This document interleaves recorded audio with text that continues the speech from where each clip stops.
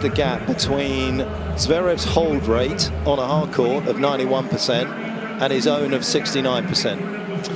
Yeah, that is the problem. That's the winning formula for Zverev, isn't it? What he does, huge serving, won over 80% of first serve points in his first round, and he does that with regularity. Takes care of business on his own serve, and then makes himself very difficult on return. Puts lots of returns in play. You know, makes a lot of balls in the baseline. Eventually, just gets the break, and one is often all he needs. Martinez is going to have to be prepared, for me, to mix things up, which, from what I've seen him play, I think he can do. I think he can use the drop shot. I think he can come in a little bit. But ultimately, he is going to have to be right on it. He's going to have to a career performance on serve and try to take his chances, maybe in some tie breaks if he can get there, because it's going to be very difficult for him to break Zverev tonight.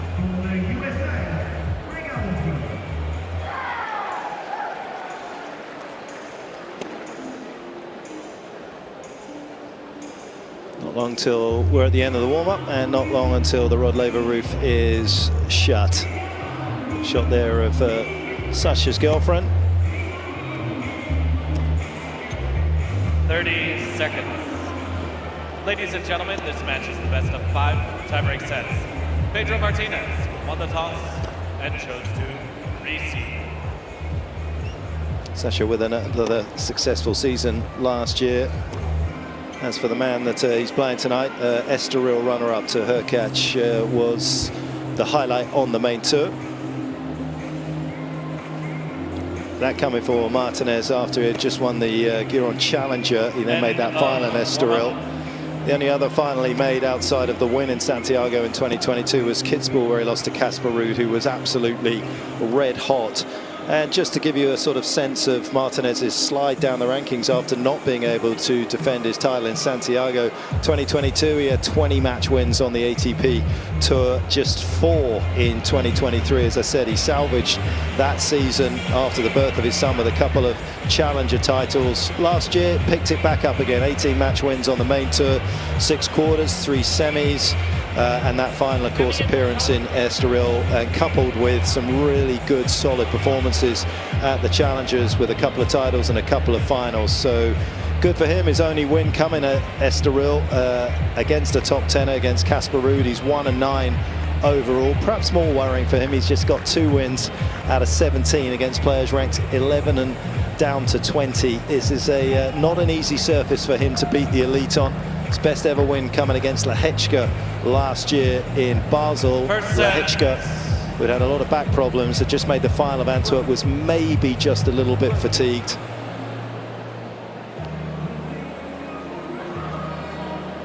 This man never seems to feel that way. Can he get through the opening couple of rounds briskly here in Melbourne?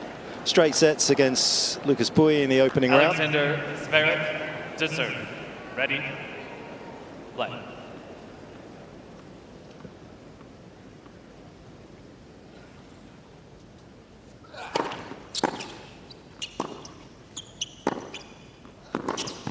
Nice start. Love 15. That's the sort of tennis he's got to look for. As I say, he can't just stay on the baseline tonight and look to play long rally after long rally with Zverev. He's going to have to try and shake things up.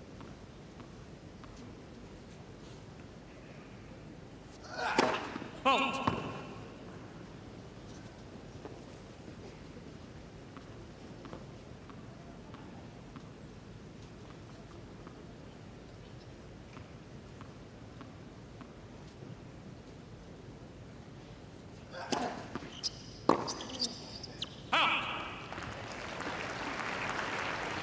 15 all. John Millman courtside, I believe. Have you sorted your IT problems out? Yeah, no, I am courtside. Good day, guys.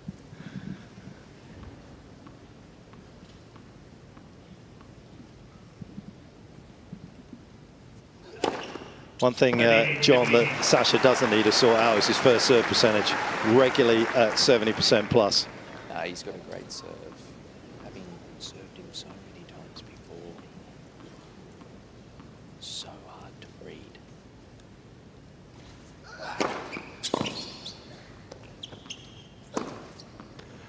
And I have to say, guys, They've just closed the roof. 40, I was here 50. just before play, and that roof was open. It was about 5 degrees cooler. It was about 5 degrees cooler, and the wind was crazy.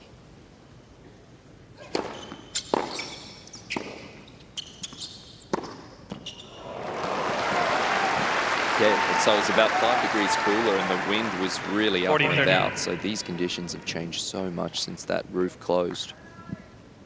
I mean, in many ways, as a player, helpful for both, but I would say more so for the German.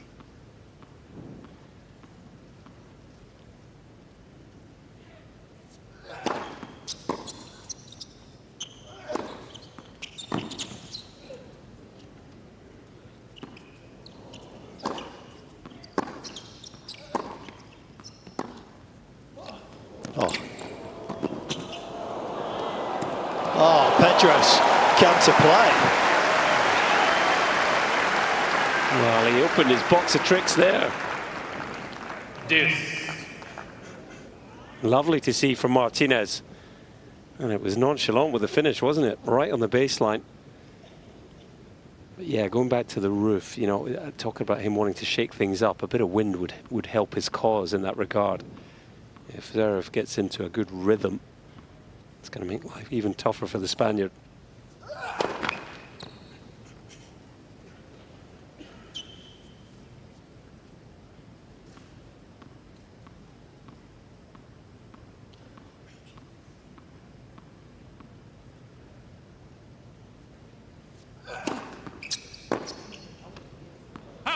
Second serve that he's just missed off the return. Advantage, Zverev. Crucial you take advantage of that if you can.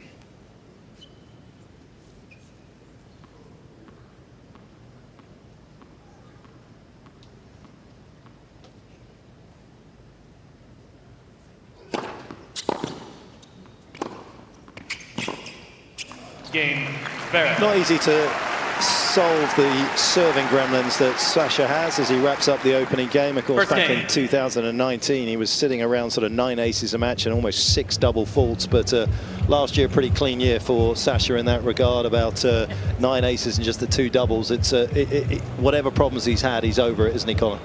Yeah, I really think he is. It was a funny one. For a period there, his serve was his biggest strength, but probably his biggest weakness at the same time. The first serve amazing, the second serve was shaky. Seems to put that behind him. And I really feel that since his brother Misha has become more sort of involved from a coaching point of view alongside his father Alexander Senior, I've seen Zverev's game start to really develop. For a while, Misha was sort of a few rows back in the box, wasn't he? And maybe helping a little more on the management side.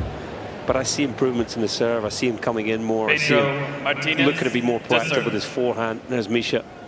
And I think, you know, it's work that probably needed to be done. But at 27, Zverev, you know, it's the right time, isn't it? And I think he's primed now to really go and try and get that first Grand Slam of his career.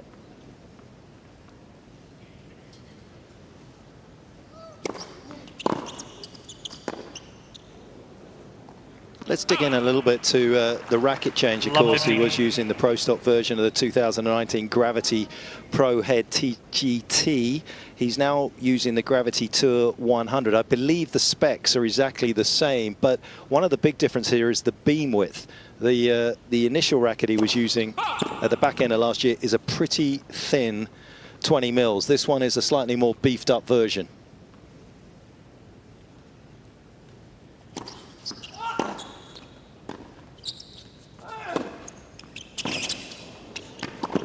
Yeah, it feels like an off-season of change for the top players on the men's side, isn't it?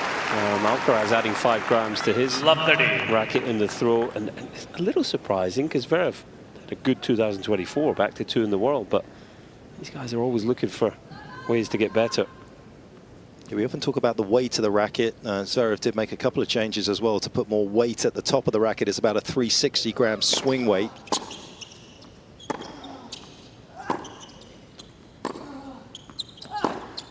That is on rails.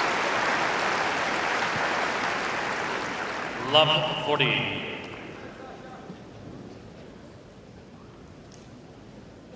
Well, it's strikes like this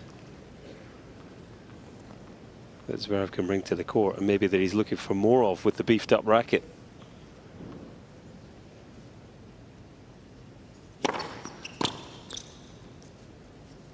Ah. 15-14. Won't get too many free points behind that serve. That was a good delivery in, coming in at 183 from Martinez, but with Zverev's slightly deeper position, his big wingspan, he's going to have to play a lot of +1 shots tonight.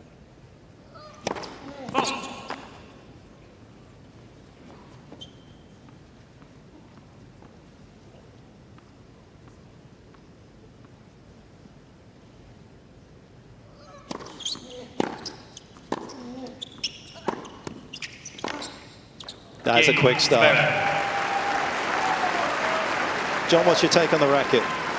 Look, the word is around the locker room that players are trying to find more power. These younger guys are coming onto the tour. The court conditions have slowed down significantly. And this young power that's come onto the tour with your Jannik Sinners, your Carlos Alcarazes, your Fonsecas that we saw last night, these older guys are trying to find ways to inject more power into their game. And so far, so good for Alexander Zverev. His ball weight has been immense so far to start this match.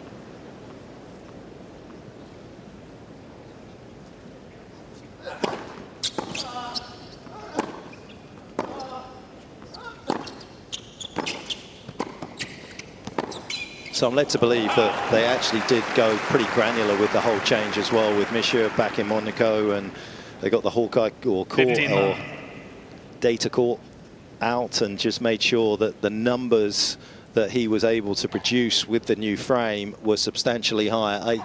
And again, you talk sort of 3-4 miles an hour, probably doesn't sound a lot to you at home, but that's a decent percentage. 5% more pace is going to help.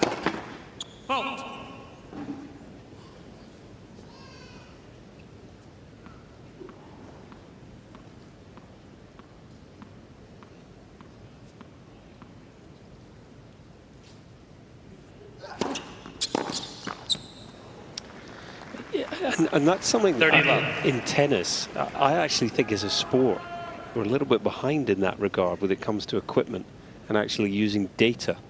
It's been based on feeling, hasn't it? Oh, I like the feel of that racket. I'm going to use that string. It looks, kind of feels like it's giving me what I want. But we've got all this data now. Why not use it? You know, what was my serve speed? What was my ball speed? My spin rate in last season? And what am I looking for next season? Nothing screams feeling comfortable more than a Zverev serve and volley in his second service game. 40-love.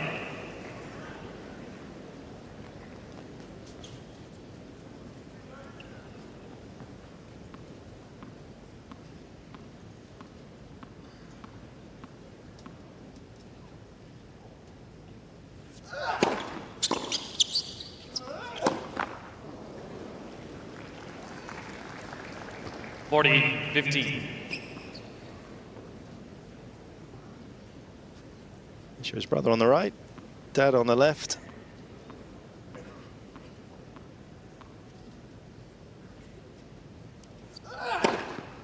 Game, Zverev.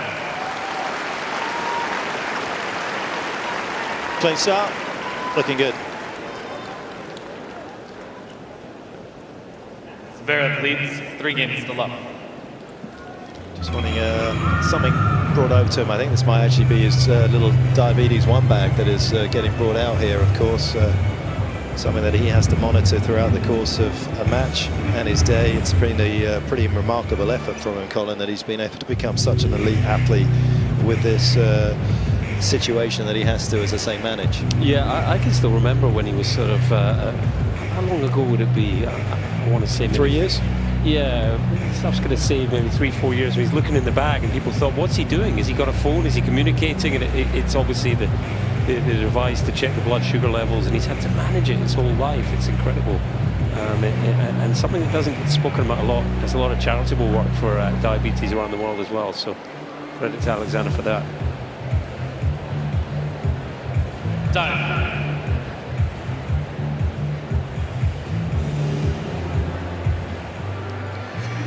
John, nothing screams clay court player more than better hold rate behind your serve on a clay court than on a hard court.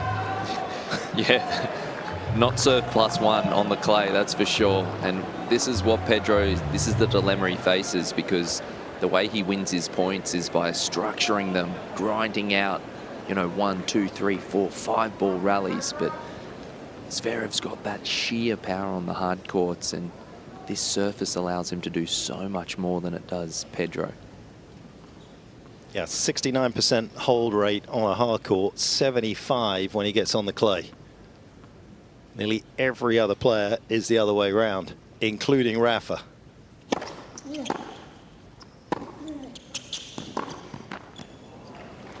And you, John, before you ask. Thank goodness. Didn't win a game at Roland Garros. That's not true, John. I'm looking up your head-to-head with Zverev here. You had a bit of a battle with him in 2019, if I'm right in saying.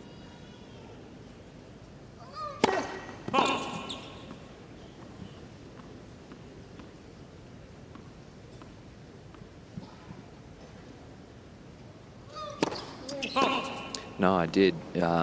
We went to 5 sets, actually. I came back from 2 sets to love. We played on Philippe Chatrier in completely opposite conditions to this. It was swirly, windy conditions, plenty of heat in the court. He got the better of me, but I tell you where he did get the better of me a lot easier, and that was at the Australian Open on this court.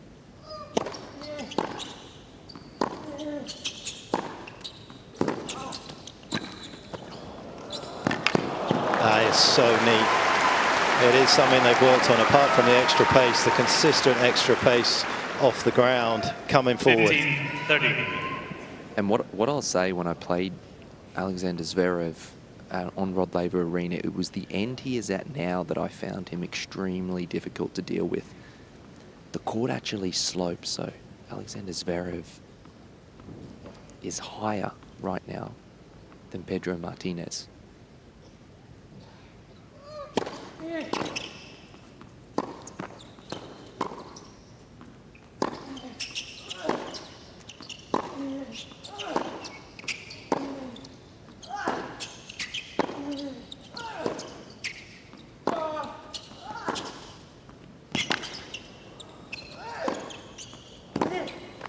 Superb.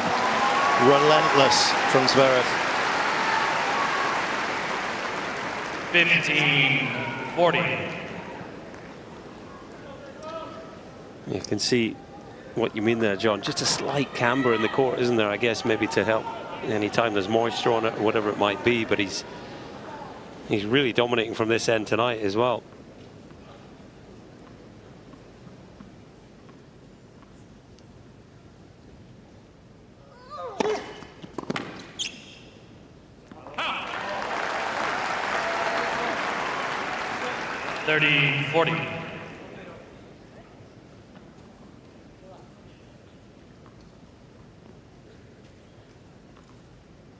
Can Martinez drag himself back to deuce?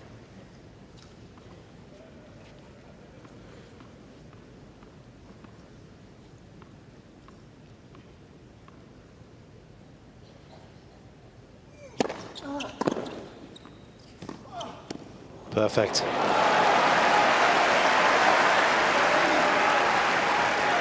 Well, it's a tactic and a skill set that's been honed on clay, but it's equally effective on a hard court when you execute it that well. And it's a really smart tactic to use against Zverev tonight.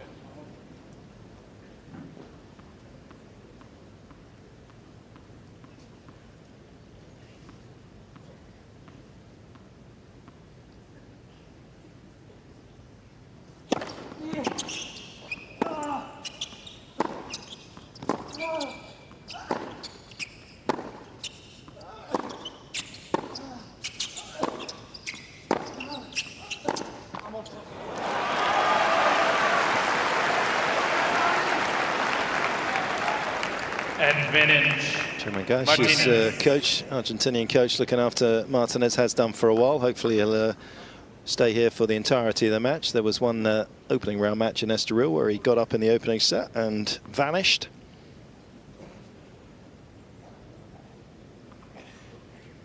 Not something that Pedro at the time was willing to elaborate on.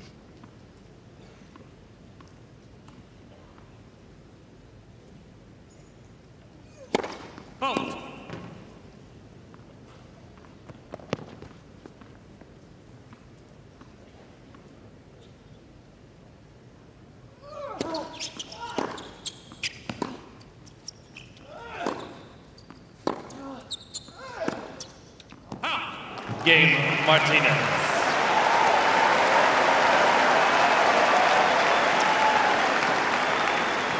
Good hole, given the fact that he had to save those break points. 3 games to 1.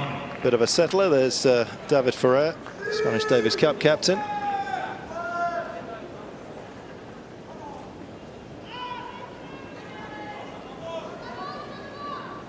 Zverev with the new stick. Let's just dig into that. And you can see there, 11 kilometers an hour already on the first serve, and a very impressive extra 10 on the second. Yeah, big numbers. That is huge. Big jumps. You know, is that all technology? Is that all racket? Possibly. Could be confidence as well. You know, a factor. Coming off the back of a strong season, I really feel like he got his game. The amount of tennis he played, he just kept getting better throughout the season. He was pushing his body to the edge at times, but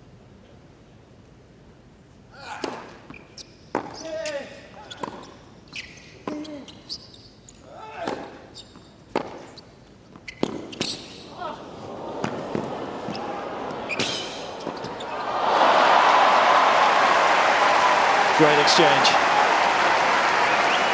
well, I thought Zverev was going to nick this point. He is such a dynamic mover, particularly in a straight sprint.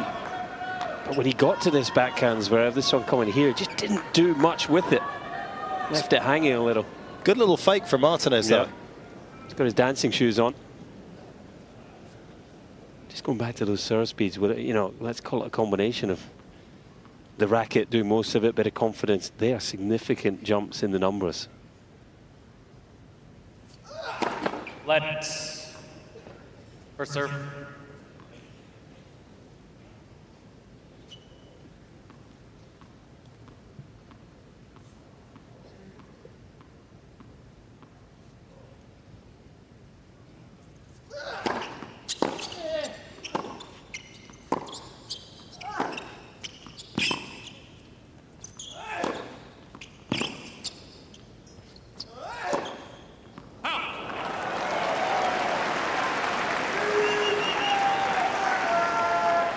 Love 30.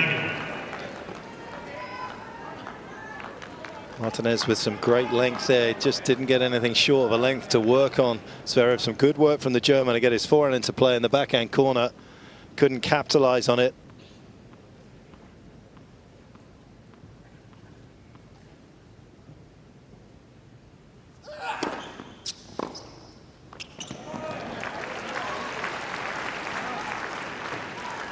$15-30.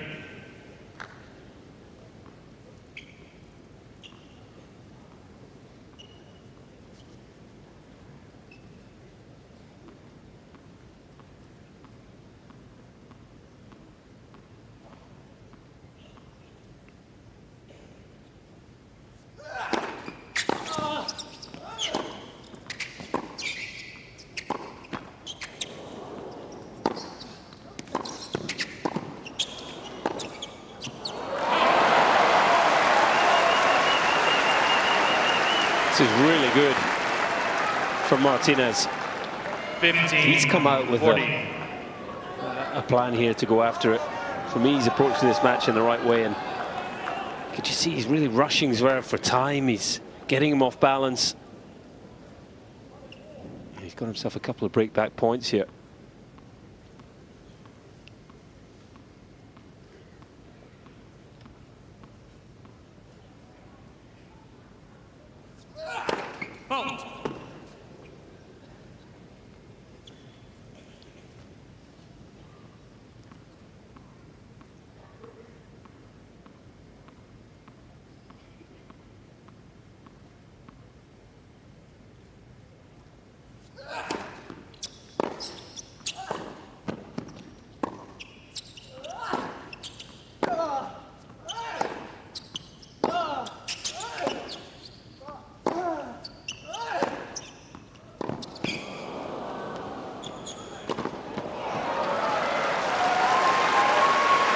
Some big hits there, John. They look like heavy forehands to me. Yeah, he's very confident on that forehand wing at the moment.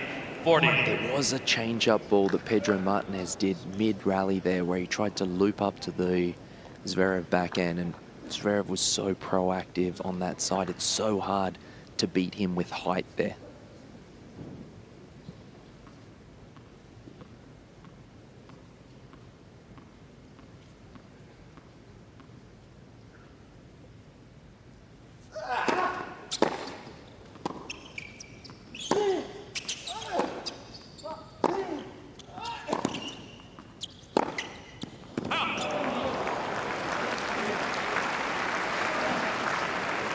But Cole, you're completely right. The mindset from Pedro has been all-out attack, really going after his shots, backing himself, and you get the feeling that's the way he's going to win this match, has to have it on his racket.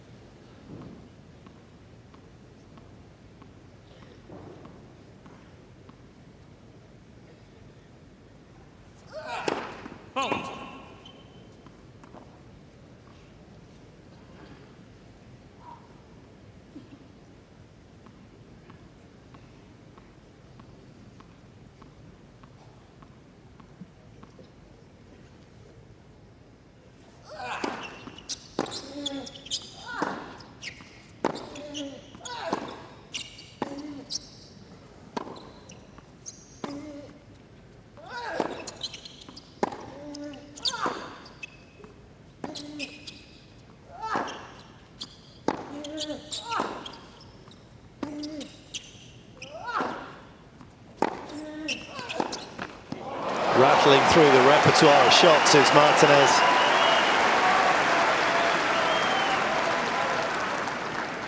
Advantage, Martinez.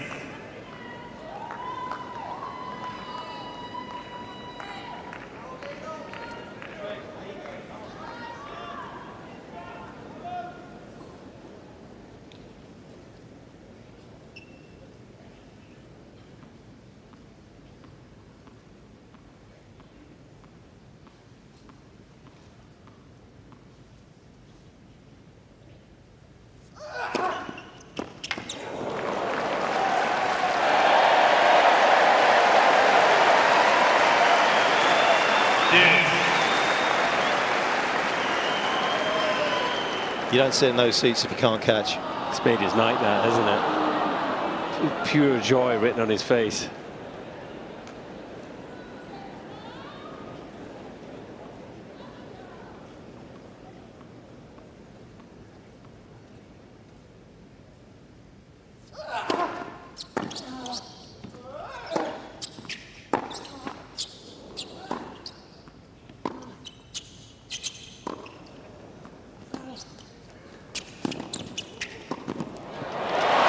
Carved the court open with that short slice for a second time. And Petch, Advantage. with that short slice, I thought Roger Federer retired a few years ago. You saw a few of those out here, didn't you, Johnny? Yeah, I didn't like digging them out, but he's got such control early on with that shot. It's exactly the player I thought of, John, when I saw that sort of combination of shots. It's giving me nightmares.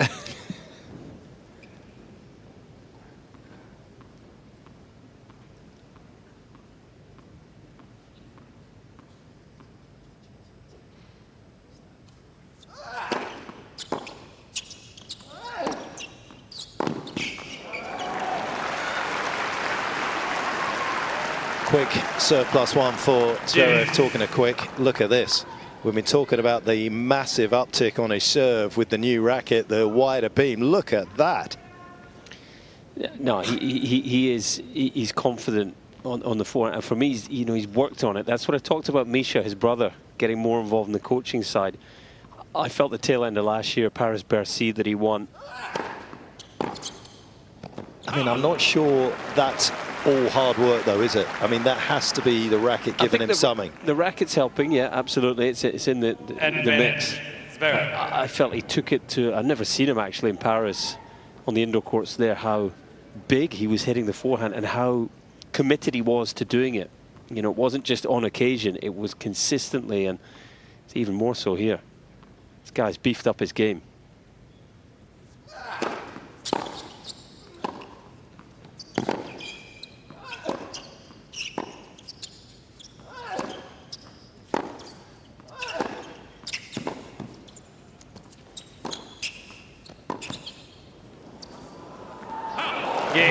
What a tussle. Just under 10 minutes of hard work. That's the interest that he's earned. A 4-1 lead. Zverev leads 4-1.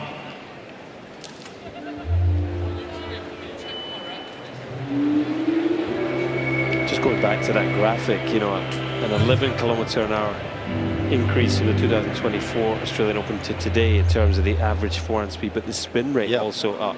You know, that when we talk about a heavy ball, the weight of shot, it's that combination of speed and spin. A ball that's got more spin on it will slow down less when it bounces on the court and therefore hurt the opponent more. That's a heavy ball. This guy is hitting a ton weight on that forehand this evening.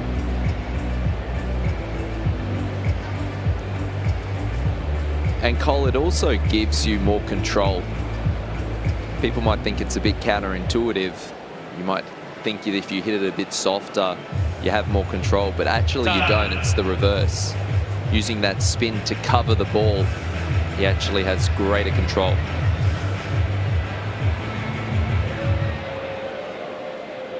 Yeah, on his good day, even with the sort of old stick, he was probably up at 79, but that was like on his top end of pace. He usually sat around sort of 75 miles an hour. Back in 2023, he was sitting at sort of 124 Ks. You can see tonight he's up at 136. I mean, it is monstrous hitting. That is what Fonseca was producing last night. For those that work in the other currency, that's about 85 miles an hour. So anything at 80 is top end. Fonseca, incidentally, when you talk about, John, that the word in the locker room is about power, Fonseca last night in the opening set breaker, he averaged 95 miles an hour on his forehand.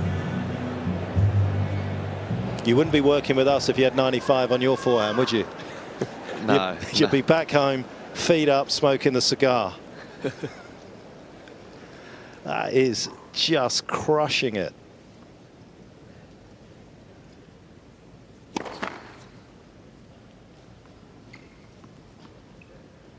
I was a bit disappointed he said no. I mean, surely he'd want to work with us anyway. He's an honest guy, John. I respect it.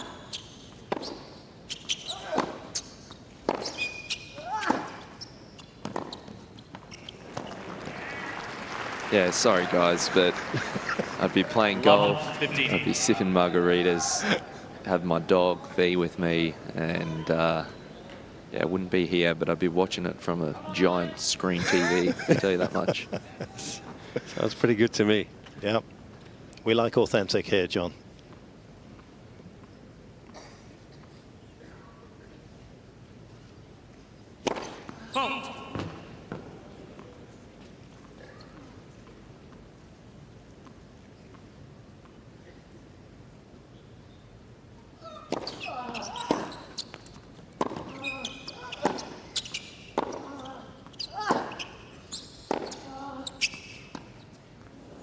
Oh, lovely change up there. Zverev's turn to rock the boat. Love 30. It's a real mental challenge here for Pedro Martinez because, well, in my mind, he's actually played pretty well here in terms of his sort of level on a hard court. He's tried things tactically. He's executed them pretty well and still finds himself down 1-4, love 30. You've got to just try and stay positive. You've got to dig your heels in. Try and get through this service game. Yeah, it's not going to help, that volley. It's actually tough to say. It sounds so counterintuitive when you know how good Zverev's backhand is on the return. But when you serve and volley to the forehand, because of the heavily spun shot, even without the new racket, it ends up being on your shoelaces more often than not. You're defending with the first volley. The backhand is long and flat. Game, Zverev. But the problems are coming thick and fast for Martinez now. 5-1. 5-1. Can't fault, though, the strategy. He's already rolled through sort of plan A, B, and C. I know plan A is usually the best one for all tennis players, but the backup plan has been seen, and it's been seen off.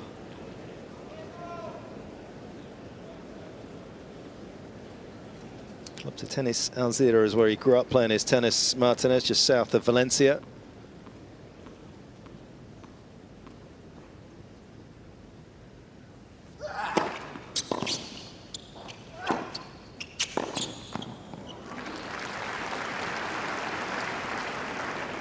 He won the Challenger. You mentioned it earlier. Well, but he won a Challenger in Valencia in October. Beat Jaime Faria, the Portuguese, in the final, who took on Djokovic earlier today, took a set off him. That's a name to look out for in the coming years.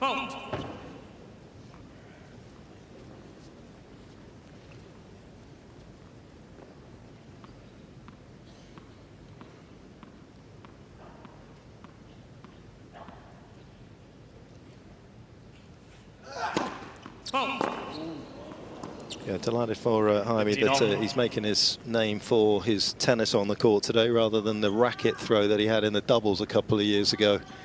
Nearly took his opponent's head off. It was, yeah, if you haven't seen it on YouTube, you can go and have a look. But it was an accident, but yeah, it was, wasn't his finest moment.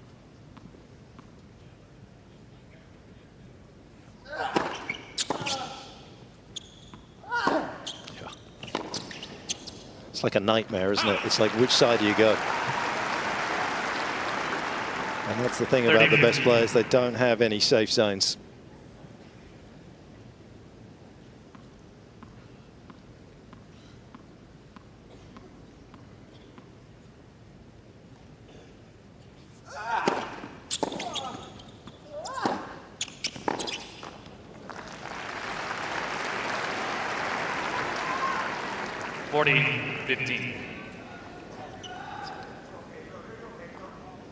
Average pace, 204 Ks, 75% of his first serves, finding the target, which is why we find ourselves at 6-1 in the opening set.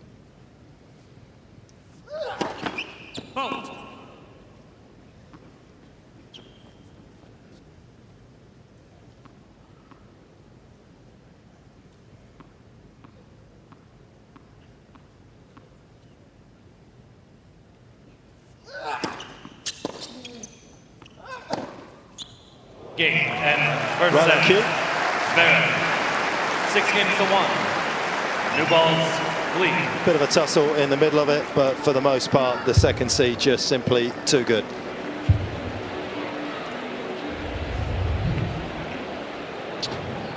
That was a very high-level set of tennis from Alexander Zverev. He's back at #2 in the world. He got there 2022. And, horrific ankle injury at Roland Garros really halted his progress. But I have to say, the world #2 Zverev now looks a lot better than the one in 2022 to me. He's really improved his game. We've spoken about the increase in speed and power. The serve, which was already good, has got better. This guy, for me, he's on his way to laying down a real marker here tonight. I know it's a match you'd expect him to win easily, but this is impressive.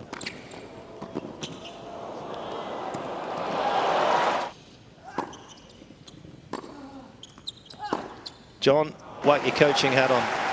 What would you do if you were able to go over and sit with Martinez, who's not there at the moment, of course, but if you were allowed to go over and just whisper in his ear, of course, coaching is legal, what would you say quickly?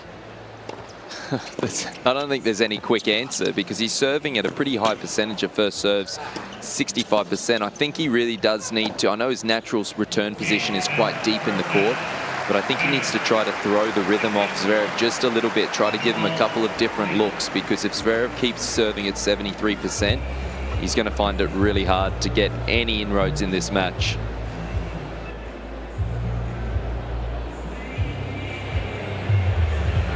And we talk a lot about the data and the galaxy of data that's out there, what you can kind of use to implement in terms of trying to disrupt your opponent's rhythm. But the reality of this game, if you are a coach and you're bringing anyone through, is if you can make your player better than 98% of the players out there, you don't have to worry too much about that.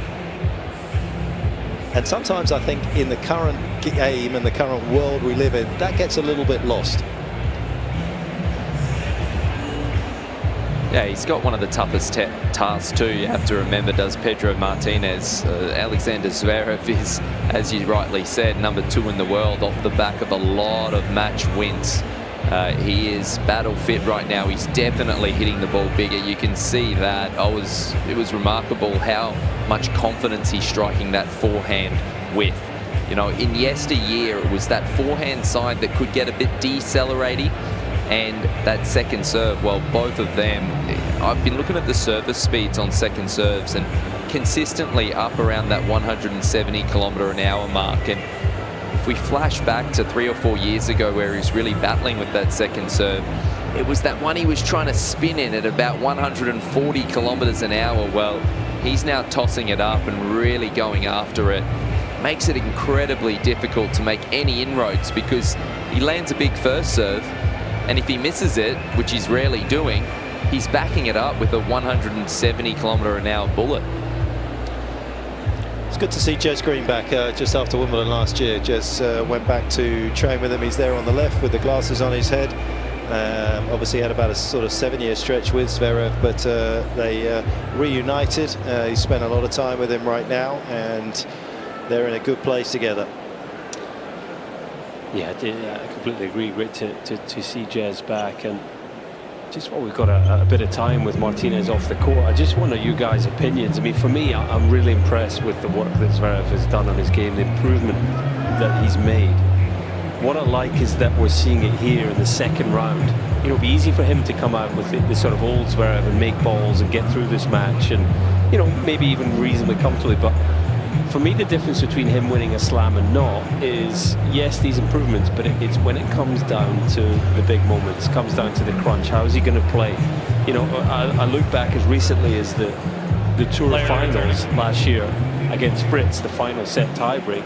He allowed Fritz to decide that match. He just put the ball in play. That's what will decide his result here at the Aussie Open for me. So just wondering, are these, you know, improvements going to make the difference, or is it committing to it now? Or I mean, it's a legitimate question, but we won't know. I mean, he hasn't made these improvements to beat Martinez, has he? Because he could do that with the old racket. Could have done that. I like that he's doing it here. That's definitely a positive. Well, he's got to do it in these matches where he could revert to tie, so that he feels comfortable when he's out in those moments against those players. So yeah, this is a process in that regard where he's got to, if he's bought into it, he has to commit to it throughout every single round virtually. But there will be moments where he may need to knock balls in court and use the scoreboard pressure. I don't think you can always play front foot tennis through seven rounds of a major. Martinez to serve.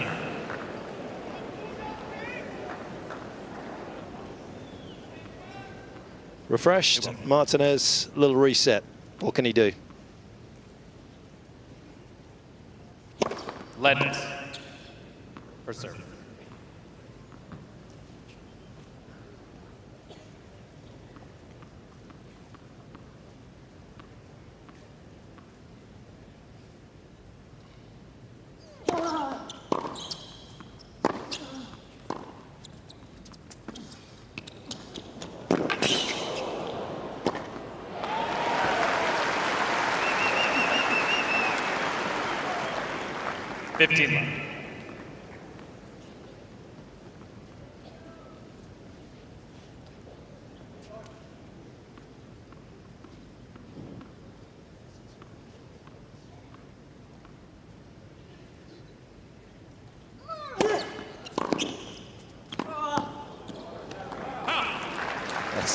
That's that long length on the return that is absolutely lethal from Sasha. Don't often get that with the forehand. It's much more of a rainbow-shaped return.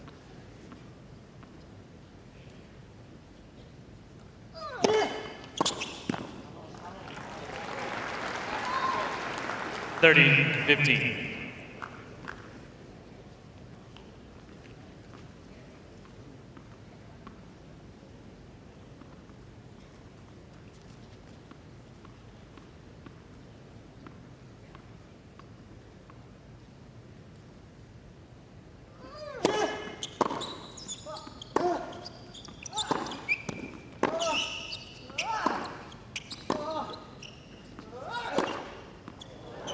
big time.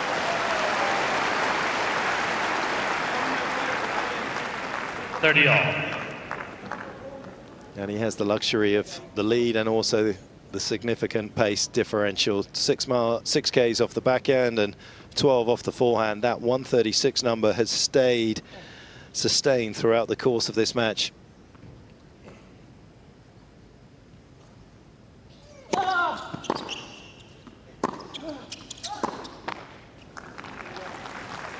That's what you were talking about, Colin. 40-30. Will he have the confidence to do that in a big moment at 5-all in the 5th, where he's looking to try and get his feet up the court? Yeah, I just think, I really think the #1 thing for Zverev will be how he approaches the big moments in the latter rounds.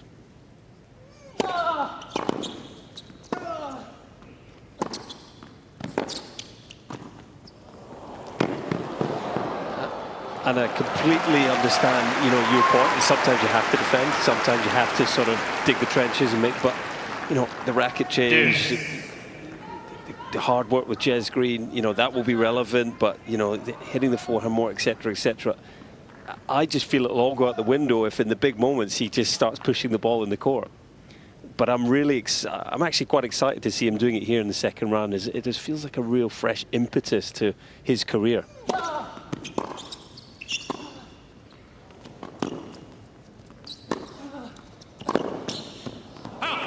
Good pressure from Martinez into that forehand side. Credit to him.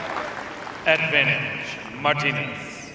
But Costa, just to the right of Martinez's coach, former world #6, of course, French Open champion back in 2002. TD of the Davis Cup these days.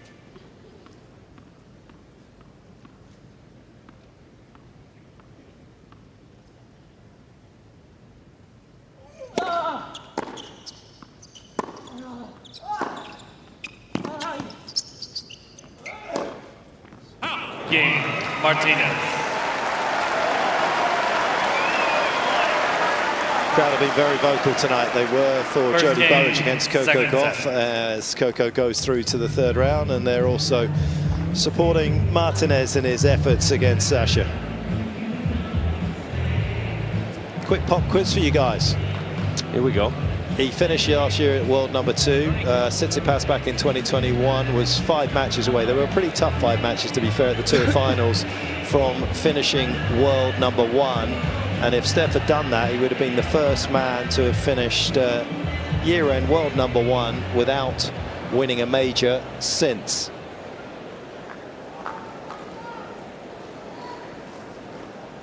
It's a long time ago. Yeah. It's back in the 80s. Back in the 80s. That's longer than I was going to go. Saved you. Otherwise, you wouldn't have been able to put an invoice in for the day. Still think I'm capable of getting this wrong. John, I'll let you go first.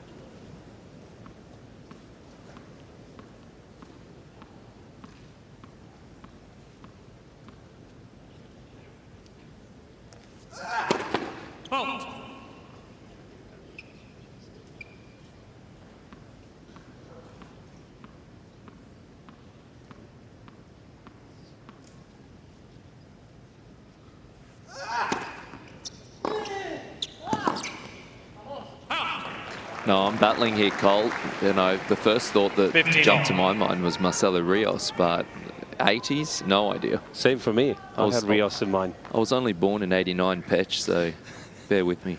Yeah, no, don't worry. Fitzy threw me a trivia question, and I fell agonisingly short of that one as well. It was actually Johnny Mack back in '82. Didn't pick up a major that year, but did finish as the world #1.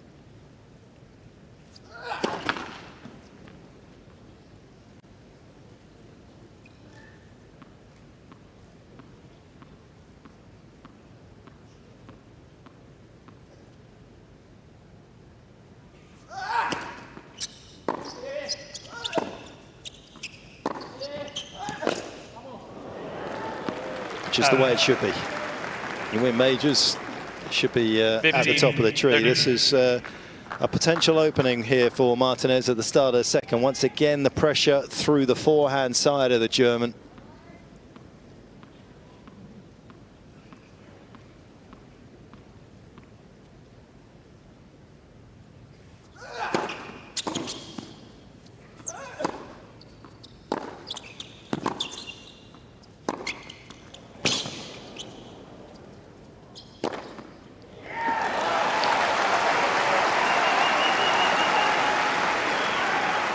a great point for Martinez. The two attacks down the line.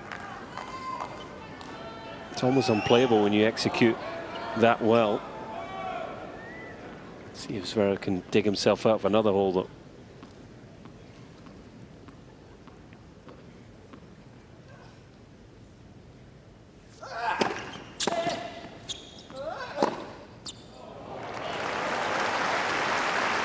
When we talk about spin, that's probably the one shot that, on top of the fact that it's heavy, that it helps you so much with the three-quarter shot on the forehand through the sideline. Just allows you to access a shorter part of the court. That is beautiful.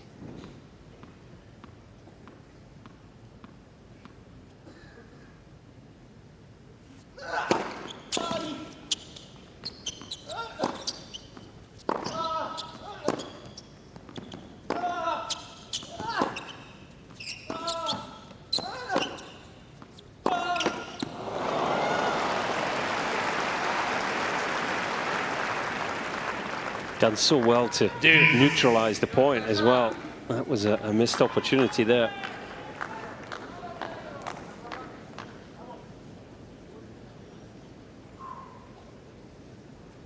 All from 6 break points now, Martinez. He has created a few chances.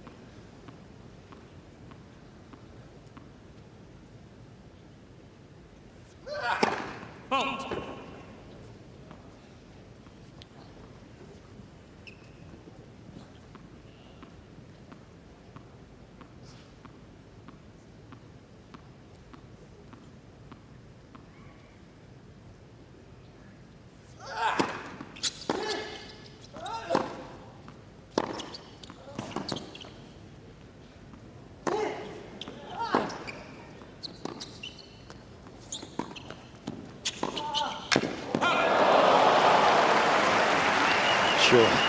Zverev with one of those balls in the middle of that rally that would have been called out in the juniors. Advantage. Zverev. We won't get a replay of that, but that must have been a millimetre in. Yeah, Martinez was having a glance down at the baseline.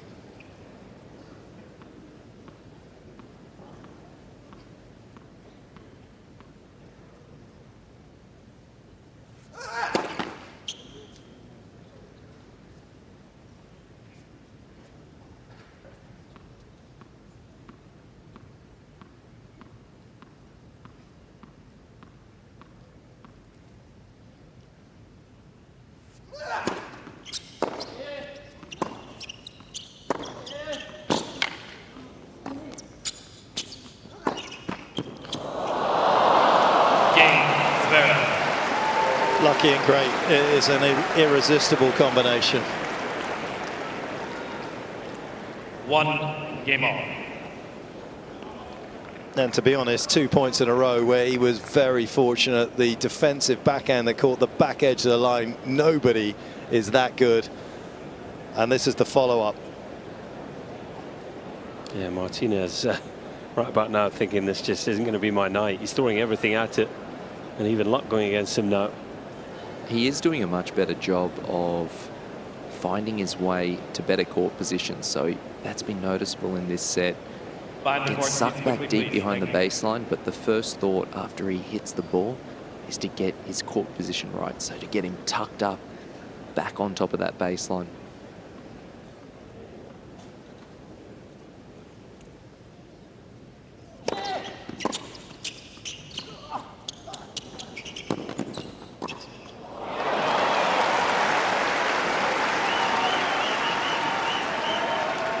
Set up to hit that forehand like Federer and then executed it like me.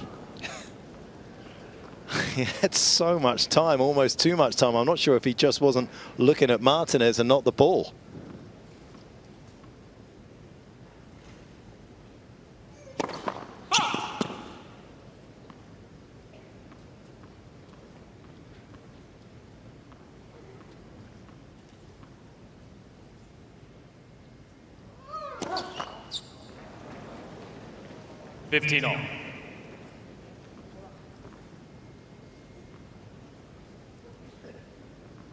Bit of a code red situation here for Martinez after the last game. So agonizingly close again to a break of the Zverev serve.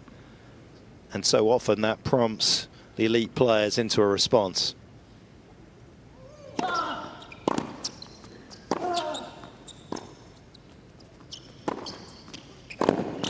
Touch. Not only did he touch it, but it landed in.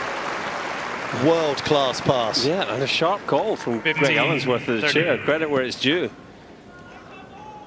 Just the faintest of touches on this ball for Martinez with the end of his racket, and you can't even see it on that replay. The fact that it landed in made things an awful lot clearer as well.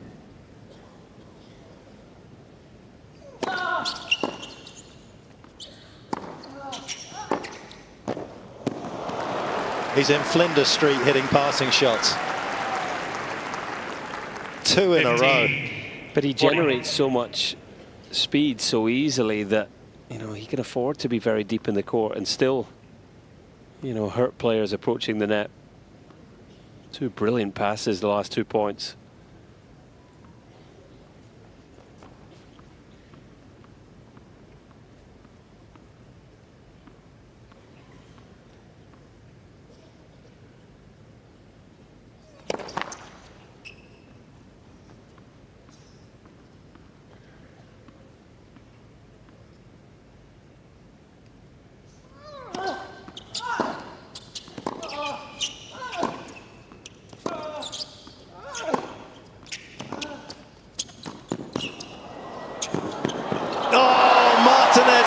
With a little bit of magic.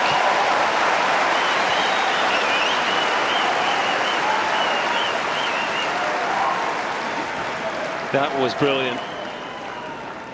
I was ready to praise Zverev for the proactive play to break serve, but Martinez was having none of it. What a hustle that is.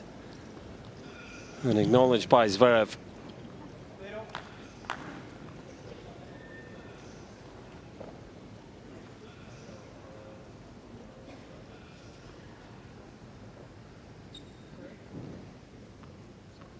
Still staring down the barrel of a break point.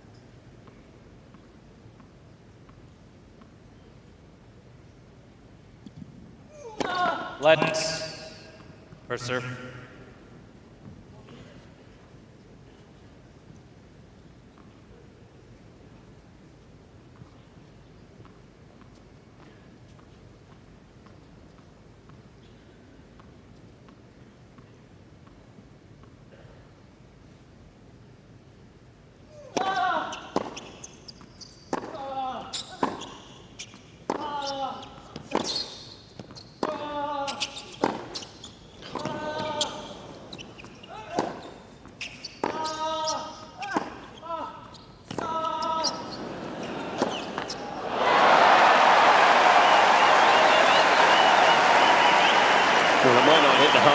But that was an equally impressive hustle from Martinez. He was hanging on in that point. A couple of massive hits from Zverev.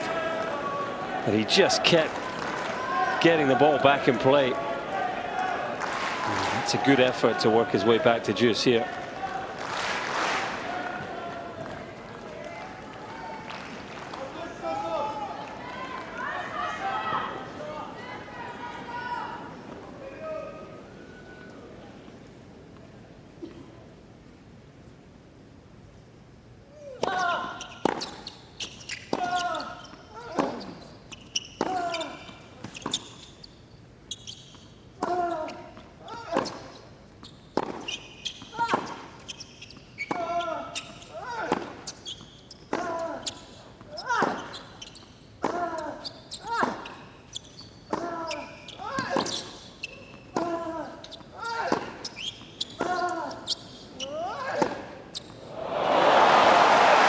Bit of art to finish off the rally after the physicality.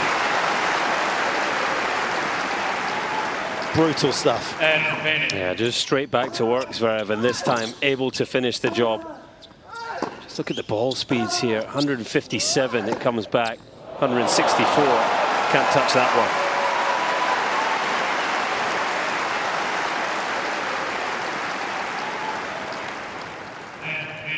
That is a look of a man that is seeing a shot that he admires.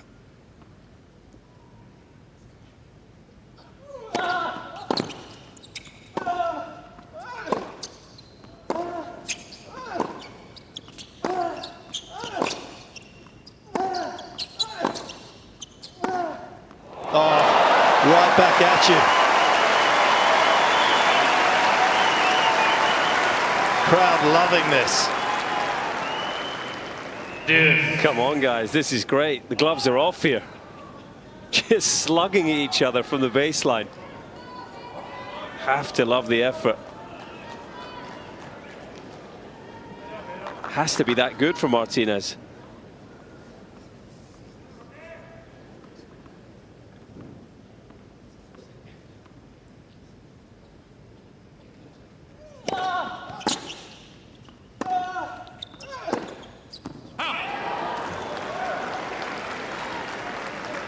Advantage, Martinez.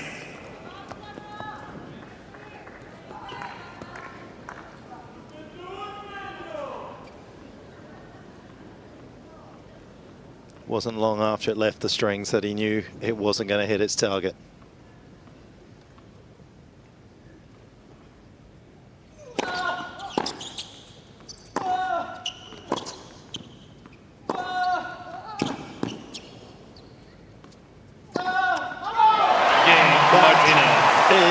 Magnificent. Martinez with a absolutely monster hold of serve. 2-1. Martinez leads 2-1. That is John Millman tennis at its absolute finest, isn't it? That's when we showcase the best of it right there. Yeah, it's digging deep, isn't it? And he really started to use the crowd. The crowd here are making a slight difference because they want more play out here on Rod Laver Arena. So it felt like in those last couple of games they picked their charge, and that charge was Pedro Martinez. And he really injected a little more energy in those two games. As we know, over the course of best-of-5 set matches, you have to pick and choose when you inject that added intensity, and he decided to do so just then. One of those little moments is going to be interesting to see from Zverev's point of view, to see, and I'm sure he will keep unloading on that forward side, but a couple that just missed their target for the first time tonight.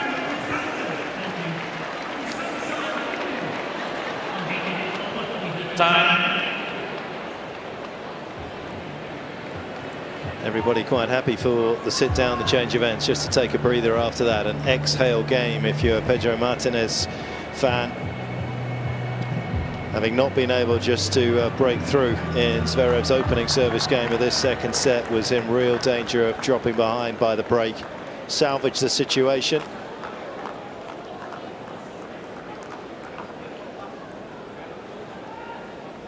Sophia, Sasha's girlfriend, looks on.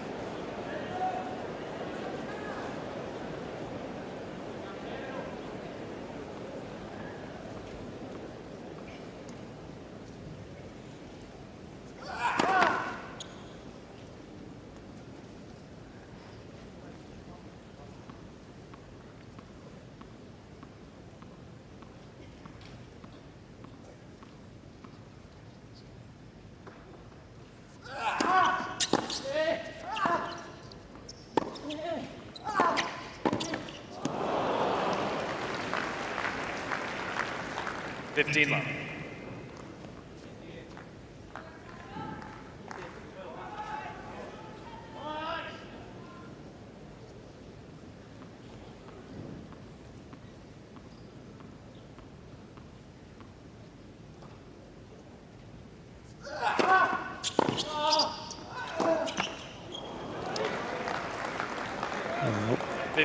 There's another forehand that was just a little mistimed.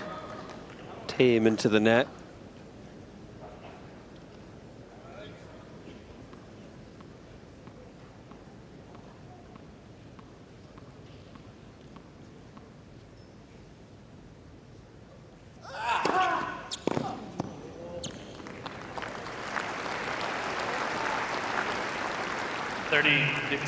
It's the shot that, well, he's committed to going bigger on it. We've spoken about that. 7 of his 16 winners have been from the forehand, but 10 of his 12 unforced errors have come from that wing as well. So it's in many ways the difference maker for him, as good as backhand is.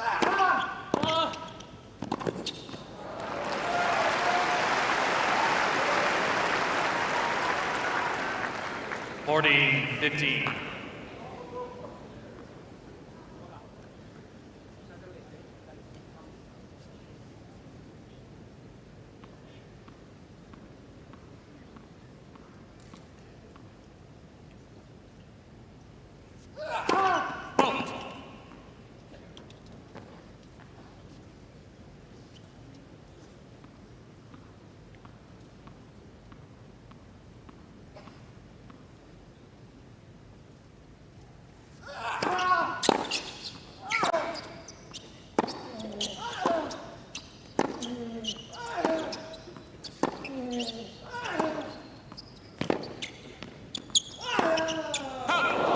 He's missed it.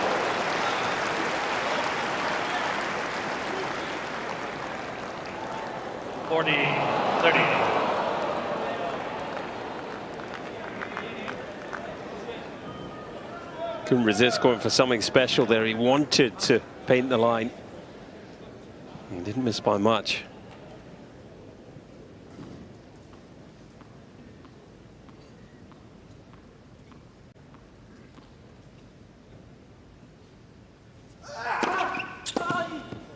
Game, Zverev.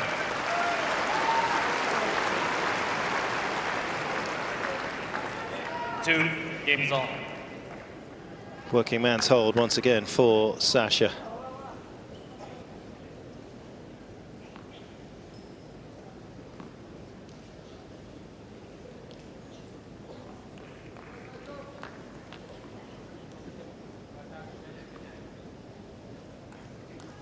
Martinez yet to beat a top tenner at a major. 4 times he's come up against them. Medvedev, Tsitsipas a couple of times against Rublev, picked up just the 1 set. That was against Rublev at the US Open back in 2021.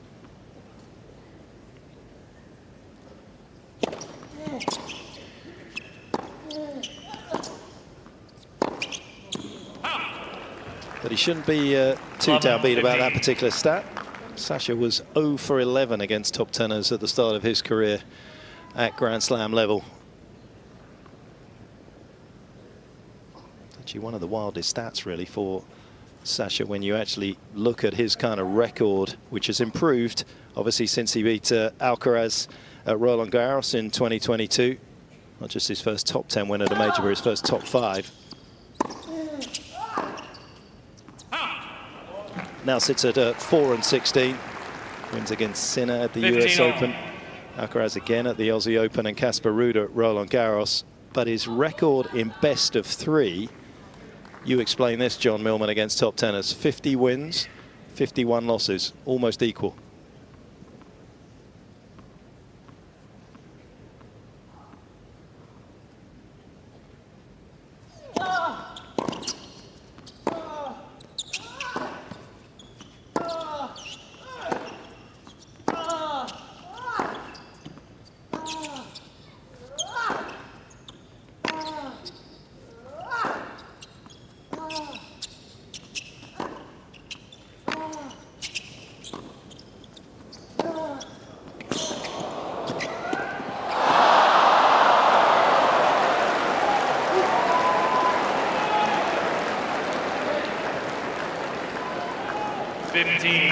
I'll get back to that, Pat. You got a feel for Pedro Martinez there. I really like the way he's adding a bit of variation with his backhand slice, because anything that's set up tonight, Zverev has been looking to be really proactive with. So that injection of the backhand slice was used to great effect there. Shame he didn't pull it off.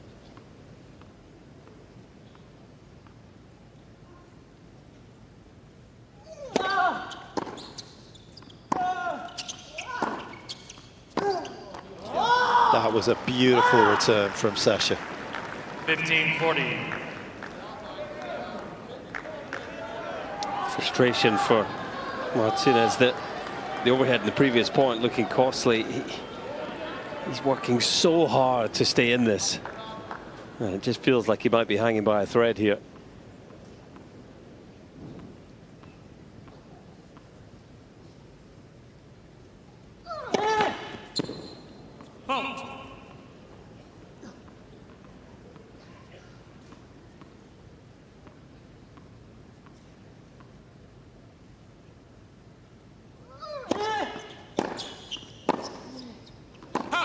Game, Zverev. Stepped in, led at the return, got the reward. He was on the brink earlier in this set of getting the break. He's got it now, 3-2. 3-2. Right, let's circle back to something that you were talking about, Colin, actually, before we get to the top 10 record. You were talking about, is he going to do the right thing at the right time? Do you remember that one game that he almost broke in? And he kind of did what you said he may end up doing. Is he going to play right up on the baseline? This is what he did in game 3 of set 2 compared to where he played the average of set 1. He actually sort of went back to that default setting, trying to look for that break.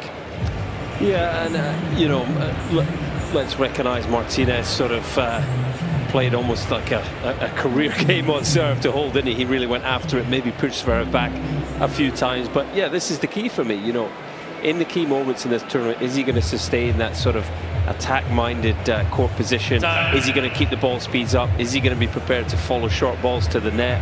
These are the sort of things that are going to be key for him, I think.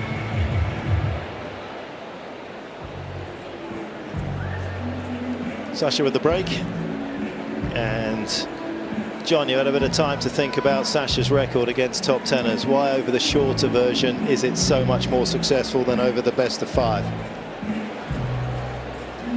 Yeah, look, I feel like with Sasha Zverev, he has a big game and he can sustain a level for so long in yesteryear. Hopefully this is the new and improved version. He can land 1-2 punches very quickly, and in the best of 3 set format, this is a hugely effective tactic.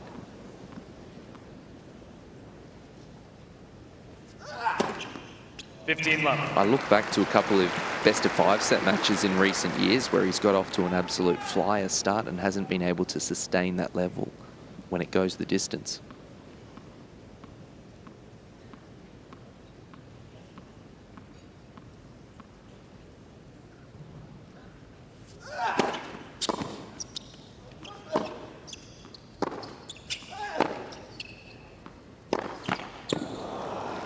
And there could be multiple reasons for that, but one that doesn't get talked about all that often is his diabetes problem.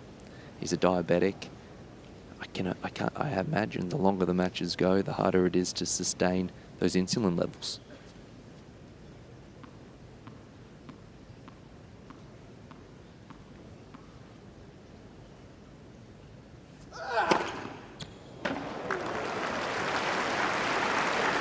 And the last thing I'll say on that, which kind of pays into the way Cole was talking, for my mind, finishing the points quicker with an aggressive mindset.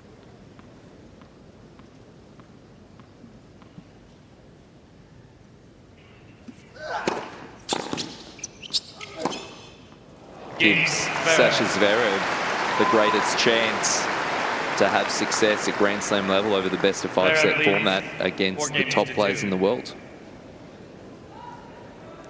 That was a chunky forehand there, wasn't it? Talk about keeping the point short. That was a statement hold after the break from Zverev. He's sustaining such a high level here, hasn't he? There's been times where Martinez has been able to sort of get out of his comfort zone and live with him, but only for a game here and there.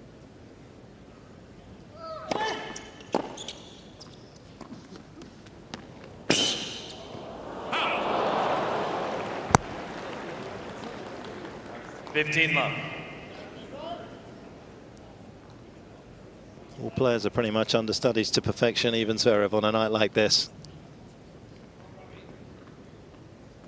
Couple of times the disappointment very evident on the German's face.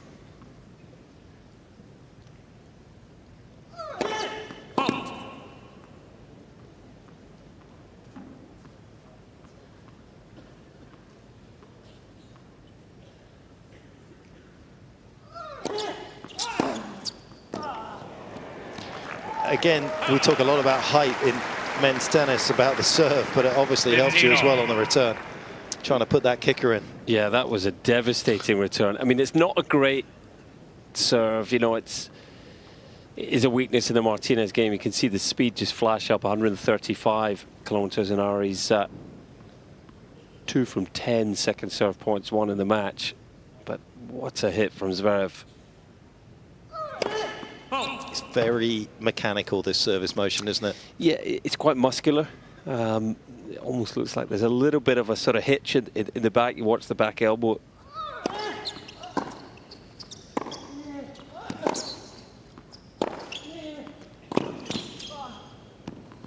Do you know what it looks like to me? It looks like they've tried to iron it out and they've gone for the abbreviated serve, starting up with the elbow up and then just kind of throwing and then going back to it because it gets there. Yeah, he gets in the throwing position and then he drops the elbow again, and it almost loses the momentum. You know, we've seen Carlos Alcaraz this off-season look for more sort of fluidity in his serve and stop the pause that he's had. Certainly working for him today. He was in very good form in his win over Nishioka and a host of aces. I need to look up the number. I've got 14 in mind. I think he was serving great.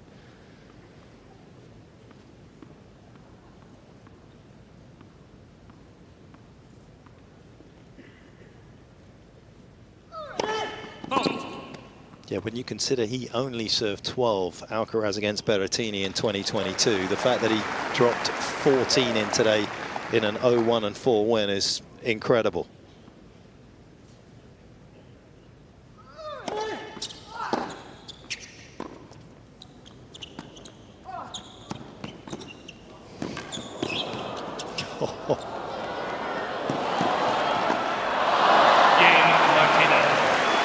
That is a frozen dog from Zverev. I'm not even sure that got airborne for a second, did it? 4 games. Martinez pulls to within 1 game, 3-4. Yeah, leave the hot dogs to Botic van der Zandskop. He produced an all-timer on this court the other night. And New York City. That shot I was actually courtside in the bunker for, and it was ridiculous, that Botte van der Zandskop bullet. Yeah, it's got to be one of the all-time through the legs. I mean, it was hit hard, and it was tight to the lines, low over the net. And then if you haven't gone, it wasn't a tweener, but yeah, you'd be feeling a bit upset if you were Botic, because it perhaps wasn't even the best shot of the day. If you had to, I don't know if you saw Sonego's ripper, but that was ridiculous too, behind the back. Yeah, Botic's I think was number 2 in the rankings. Hard to believe. Time.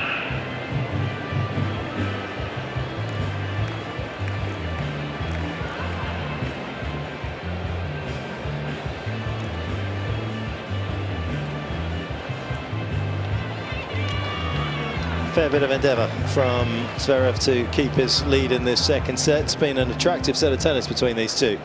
Just has the upper hand after 40 minutes.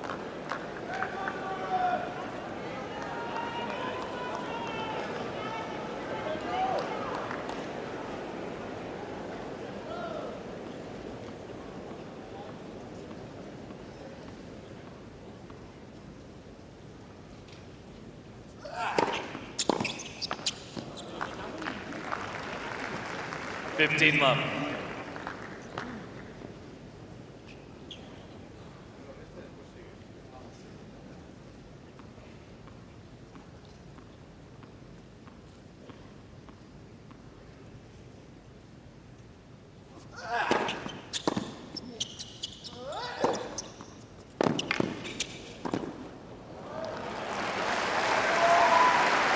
Simplicity at its best. 30 love. But Petch set up by that forehand and that greater racket head speed, we're seeing he's doing such a better job off that wing than what we saw 12 months ago at being able to cut sideline due to the racket head speed and the topspin that he's generating.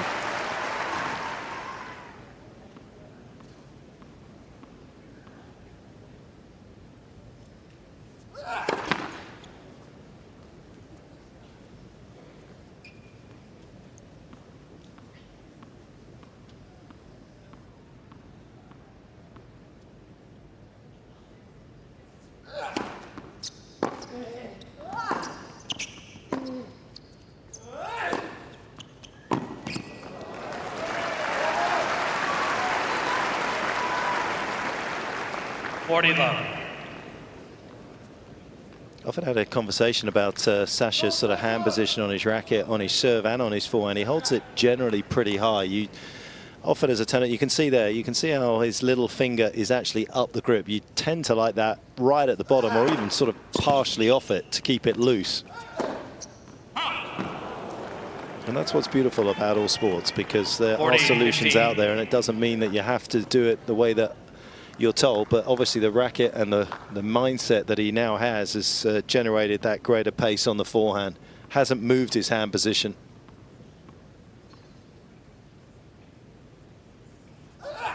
Shouldn't really see any grip there, as you could see on the setup. Yeah, it is fairly unique. Players would hold the racket a little further down.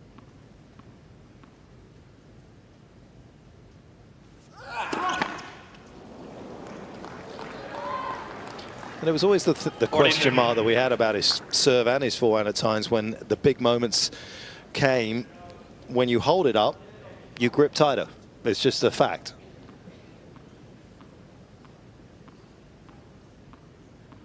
Really good look at that. Nice camera work.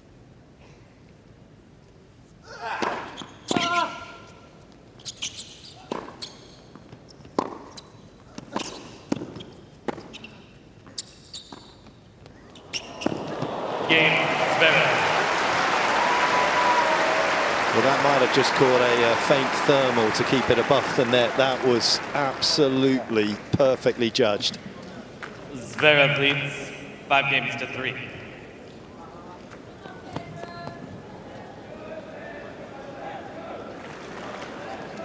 And again, when you have the kind of lethal pace that so many of these top 10 players have, a lot of full court opens up in those moments, because as the opponent, you've got to back up deep.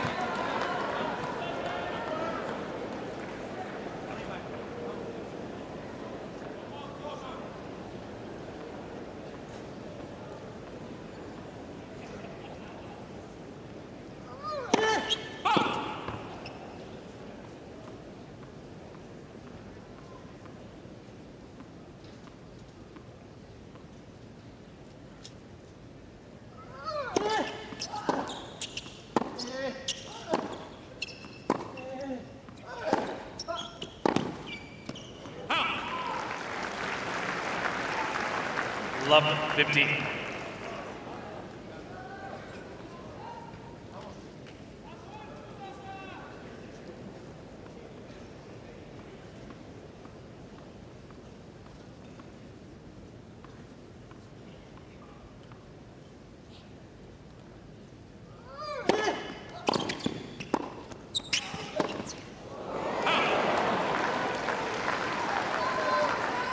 And guys, unsure if Pedro Martinez is conserving energy for this pending third set, but his weight of shot in the last couple of games has really dropped off.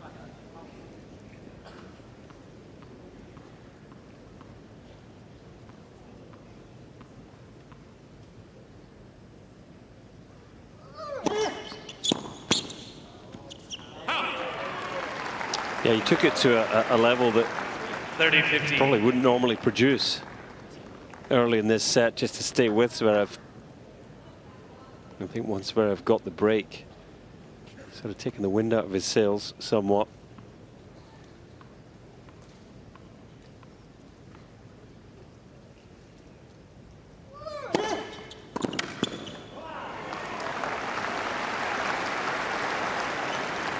Previous point was the first time he's actually served wide to Zverev on the forehand side on the juice, that he's actually been able to win a point off first or second serves. A lot of the time people believe you're going to harvest quite a few points out to the Zverev forehand. Not at the moment.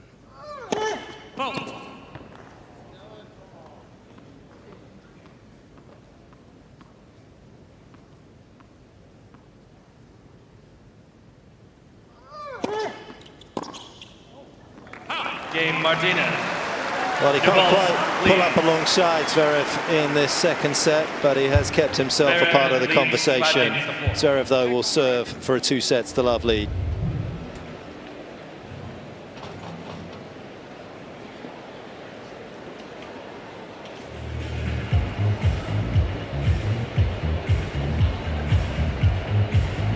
sort of set tennis that's right out of the Spanish DNA, isn't it? Just suffer, do the best you can, accept your fate to some degree, but just keep yourself in amongst it, and you just never know what's going to come from the other side of the court at these kind of crucial moments. Feels unlikely that Zverev's going to hand the break back and give Martinez an opportunity, especially as John was saying, that maybe the pace has just dropped off from the Spaniard as well. And you definitely don't want to give the man in the far part of your picture there time on the ball. Yeah, it's in the Spanish tennis DNA, isn't it? Unconditional competitiveness, point after point. You never know where it might take you. Time.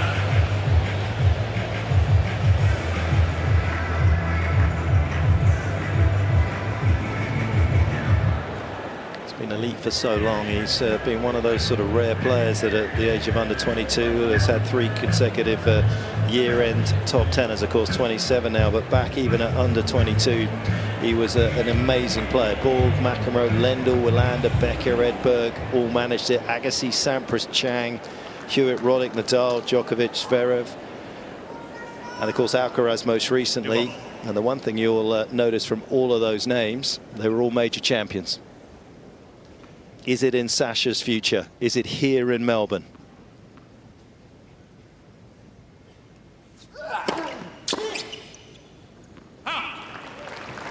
And you do get the sense at 27 that he's got a couple of years on his side, but then you've got players like Fonseca who are going to mature quickly. Yeah. It's going to get tougher. Zverev for a while probably thought, if I can outlast Nadal and Djokovic and Federer, then my time will come. But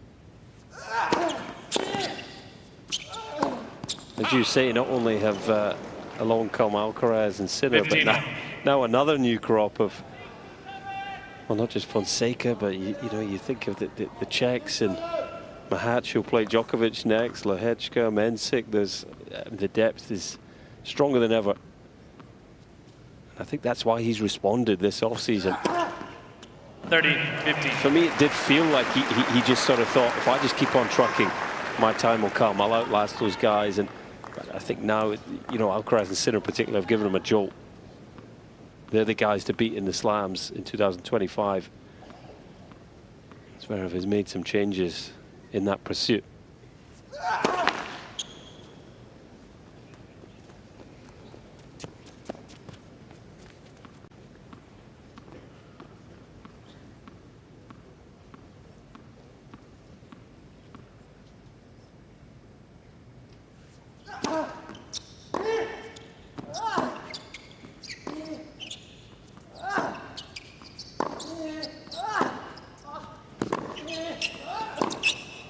So good at linear tennis. Loves to hit his forehand down the line because that's the way he used to play in terms of getting the ball back to his backhand. But now he's finishing with the down the line. And that compounds the problems for his opponents.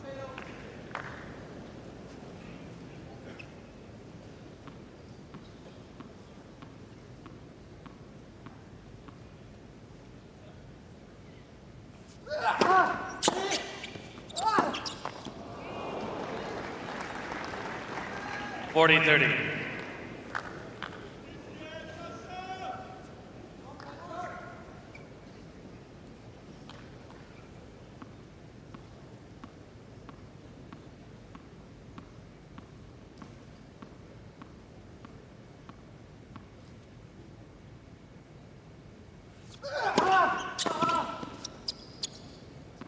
Game and second set.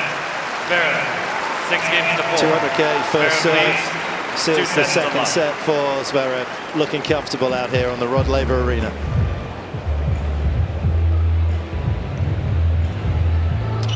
Well, another high-quality set of tennis. Credit to Pedro Martinez, who was able to up his game and make it more competitive than the first. But Zverev is operating at a really high level. He is large and in charge here on the Rod Laver Arena. Take a look at the set 2 summary. 52 minutes it took in the end. Martinez did have his chances. He had the 15-40 on the Zverev serve early in the set. He then did well to hold on to his own service game, dug really deep, but Look at Zverev, 14 winners hit and just 3 of them aces. That tells a story of, you know, the other 11 coming off the ground, coming from the net, how attacking his performance has been tonight. This is almost Zverev 2.0 from this stage of his career onwards.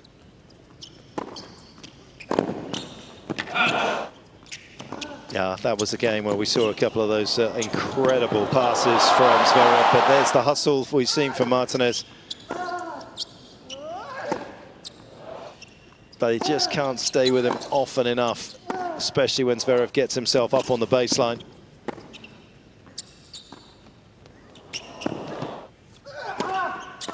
And it wasn't just the big finishing shots, it was also the finesse that was intermingled into that compilation.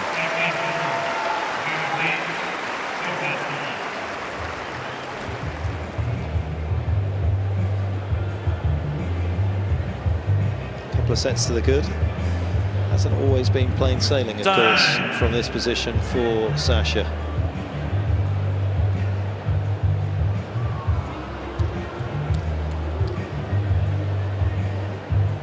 Three times he's lost from this position. Of course, one of the hardest ones was when he served for the US Open final against Dominic Thiem back in 2020. Of course, this time last year, he was a couple of sets up in the semis against Daniil Medvedev. If you followed Medvedev, Zverev's head-to-head last year, they were some of the wildest matches on tour.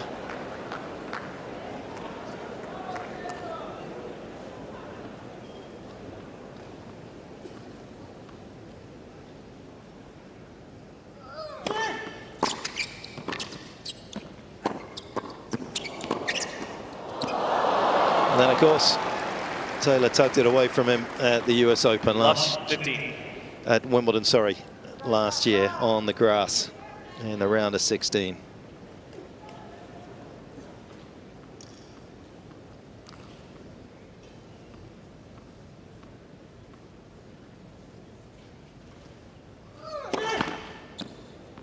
Let for serve.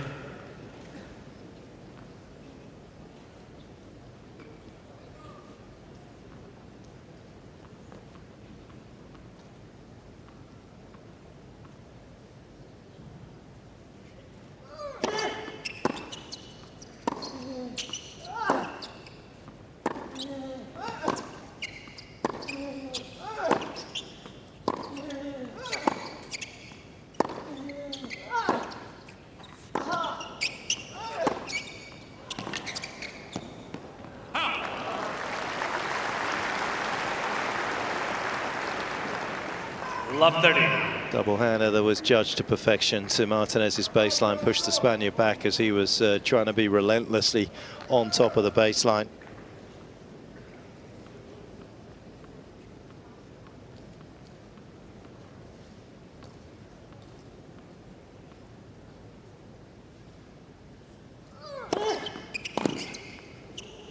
Huh. 15-30.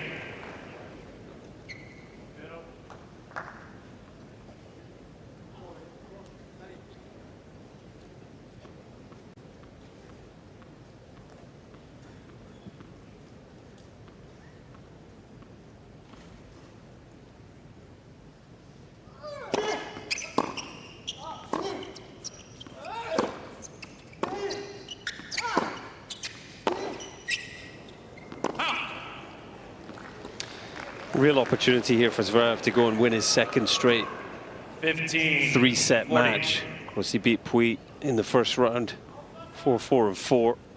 If you look at his Grand Slam record, 137 matches played, 36 5-setters. Yeah, it's a high proportion of his Grand Slam matches have gone the distance.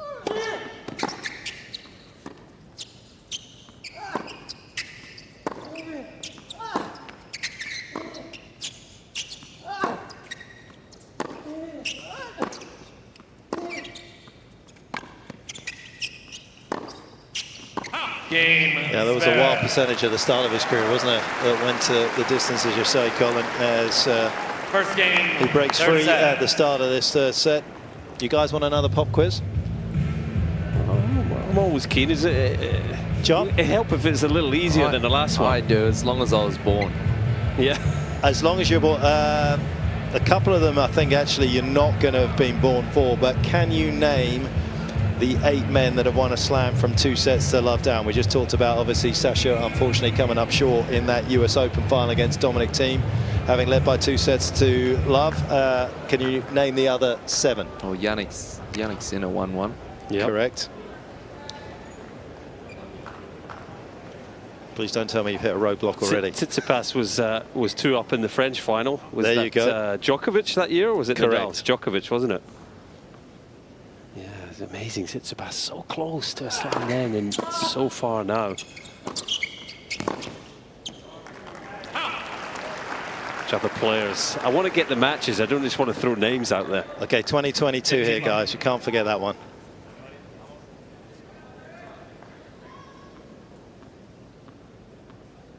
Two sets to love, 3-2, love 40. Rafa. There you go.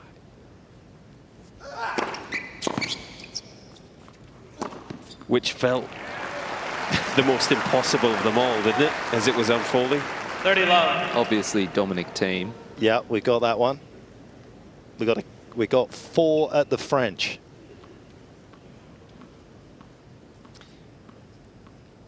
Agassi. Correct. Medvedev. Against Medvedev. I got the match, see?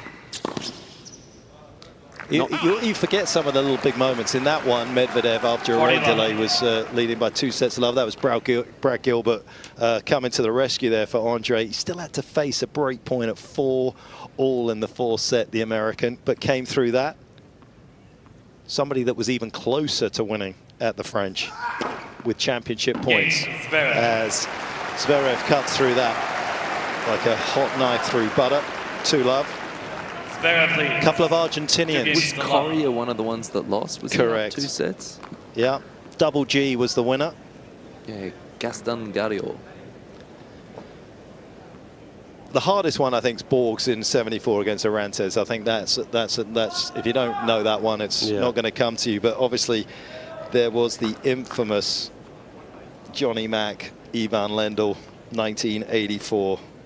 Brutal for Mack, 2 sets to love, and also led 4-2 in the 4th. Led. First serve.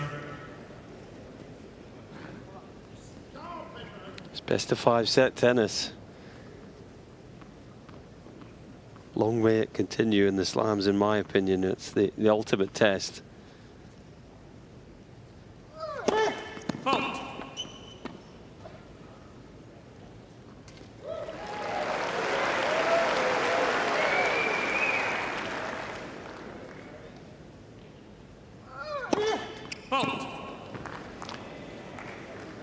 Yeah, not only that, Colin, but obviously you've got the issue of starting at 11 o'clock in the day, or 11:30, or even at Wimbledon at 1:30. You put best of 3 in on all events, you're going to have some pretty quick days where you're going to be trying to fill these show courts with other matches. So for all of those that are shouting from the rooftops that best of 5 needs to go, you're going to need an entire schedule change to make things work. Yep.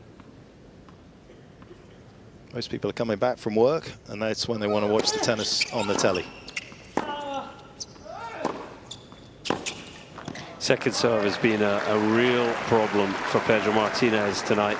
121 kilometers an hour. You mentioned at the very beginning of the match, Mark, that he's actually got a higher hold percentage on clay than hard. One of the reasons is the second serve for me. His kicker on a clay court, probably a little harder to return and attack. Zverev has eaten it alive tonight. Just 5 of 16 second serve points won so far for the Spaniard.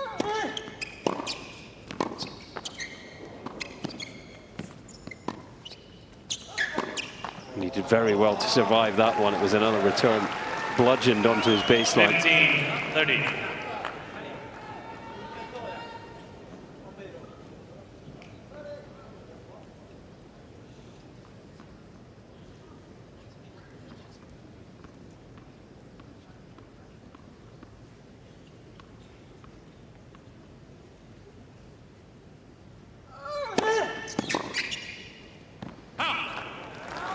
Yeah, the second service where Zverev has done some good work, and he has been absolutely lethal in terms of just pure pace. Yeah, stepping in and just crunching the returns. A lot of them into his backhand, where he loves The ball, of course, he's 6'6", so the kicker is not getting above the shoulder height out the hitting zone.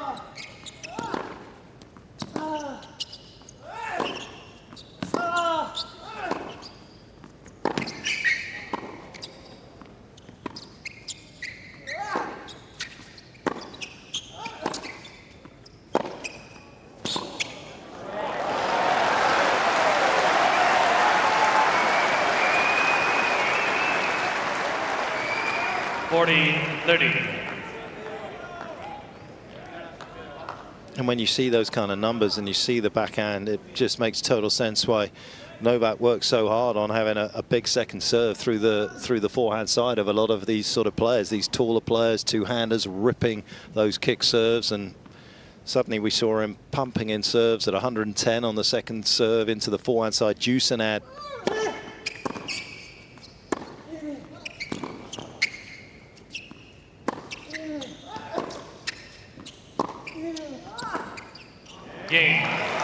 But it's certainly not easy to do, and that wasn't easy to do for the Spaniard. Manages to get his side of the scoreboard moving here in the third set for the first time, but Zverev in total command.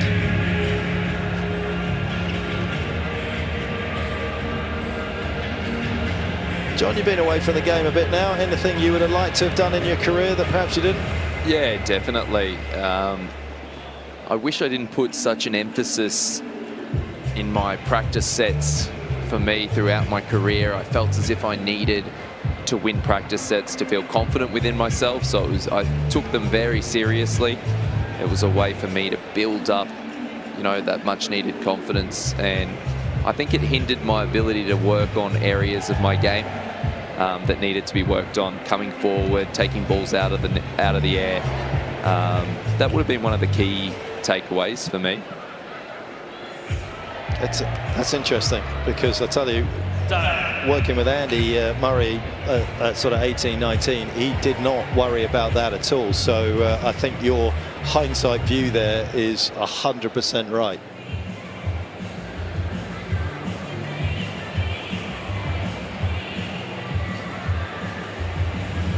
Got on top early in the sets and he hasn't looked back. Not that there hasn't been a tussle here or there, even in the opening set, which looks like one-way traffic at 6-1. There was still just a little bit of a moment right in the middle of that where Pedro may have got back on serve at least. Will there be one such moment that Zverev has to navigate in this third set?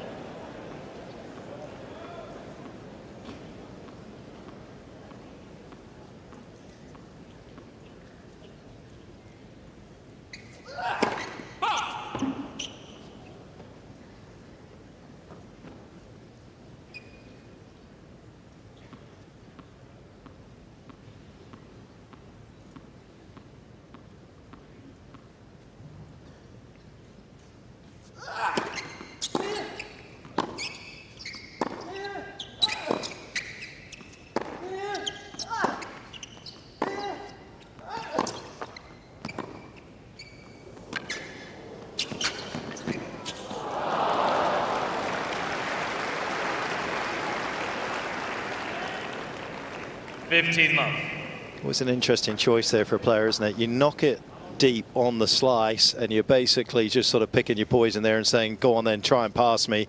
Or you do something like that and take the opponent off the baseline and get into a bit of cat and mouse affair. Yeah, it was crafty from Zverev.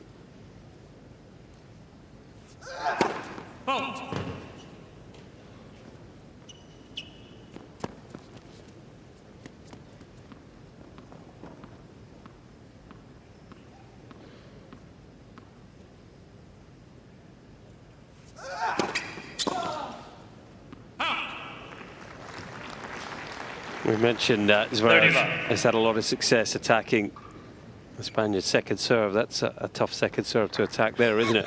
190 down the tee into the corner. That's disappointing when someone's second serve is your career best. Yeah.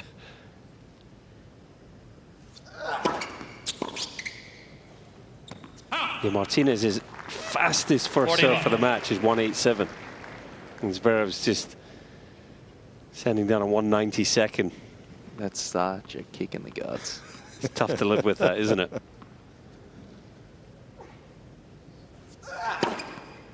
Game, Zverev. One of the other big differences you can really see courtside is how these guys approach the shorter forehand. Zverev's been so proactive getting up to it and hitting the ball on top of the bounce. So it really suffocates the time that Pedro Martinez has. But because Pedro Martinez is more of a clay courter, he gets up to the short ball, he sets, the ball actually starts dropping, and then he rips it, generating spin with.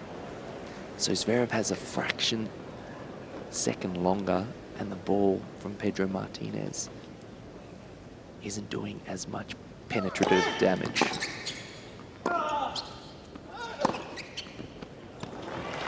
And that's a good example of that forehand. He's always getting it on the apex. 15. Is Sasha.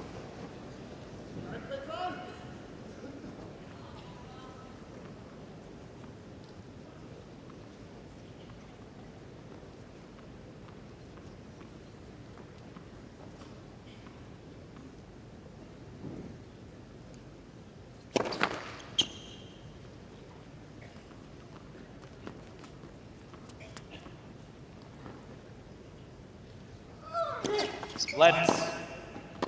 Second serve.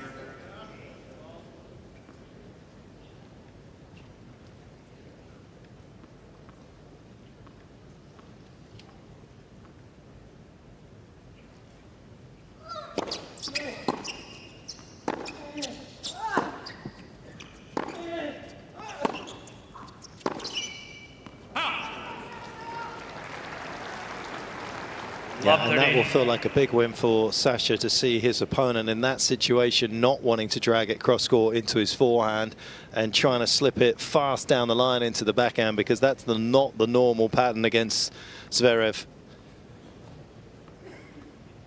And that adds another element of difficulty when you're taking on the German.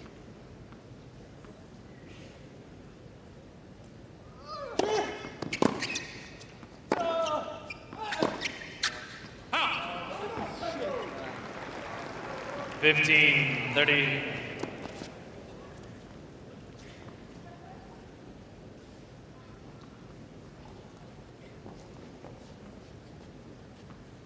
There's been quite a few coaches trialled by Team Zverev, sort of external influences, if you like.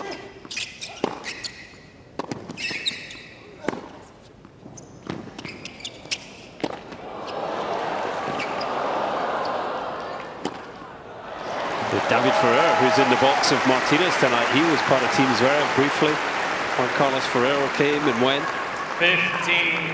15-40. In a few years, Novak Djokovic, apparently. Yeah. Yes. Ivan Lendl was there. They've settled on a sort of family approach, though, haven't they? And I have to say, by the evidence of tonight, the work they're doing is the right work.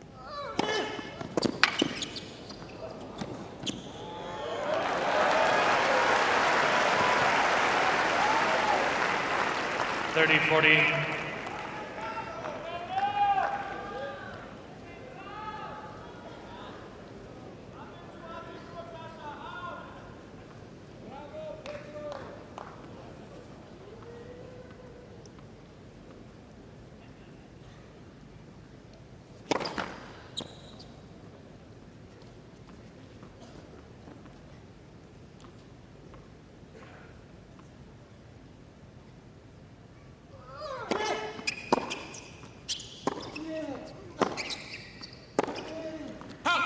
Game, Zverev. Yeah, when you don't have lethal speed, you got to tug it closer to the confines of the court, and he has just pulled it wide, and Zverev pulls away. 4-1, third set.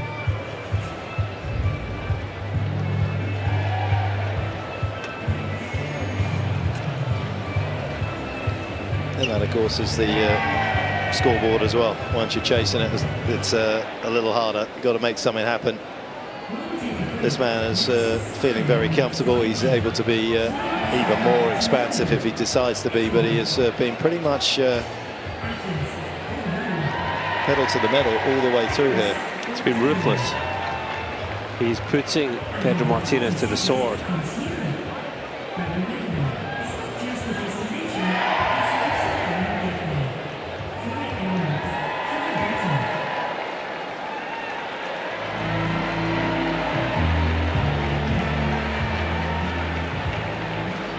Time.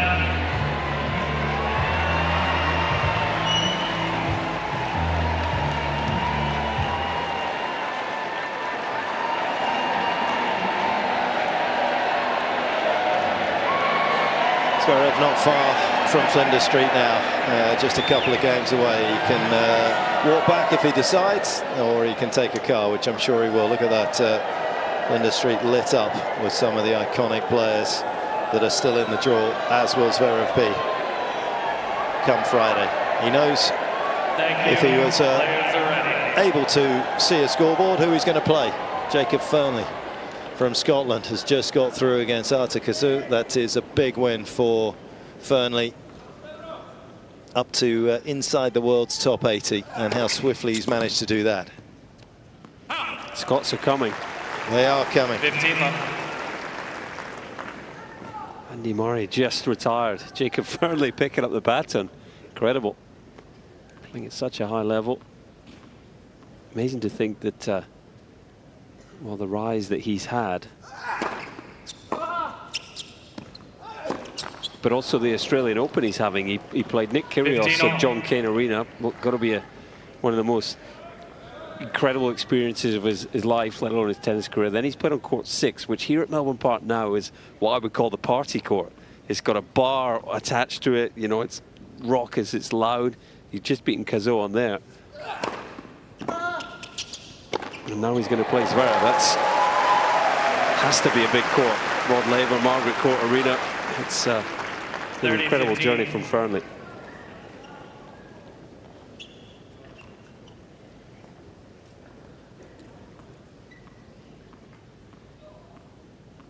Nearly 90% first serve points won in set 3 so far. They're the sort of numbers he's capable of posting. This time last year, Jacob 646 in the world. 15. He is now inside the world's top 80. Of course, he played against Djokovic on centre court at Wimbledon, handled himself amazingly well, lost in 4. That will set him up for this big contest that's coming around the corner against Zverev. Lens for serve.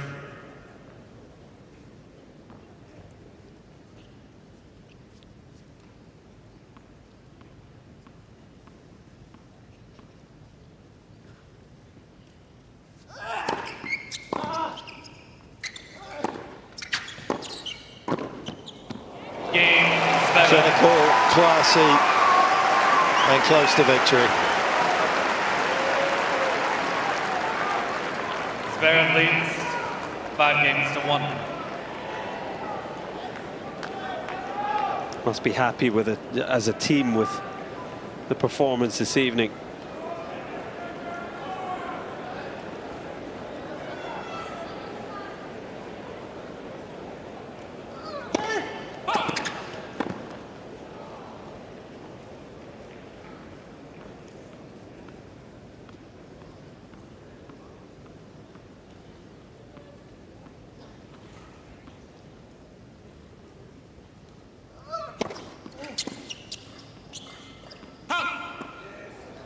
I have to say, 15 left. the Zverev box are so cool, calm, collected. They give away nothing. If I had played at the level that Zverev is playing at, my box would be up and about and having beers. Party time.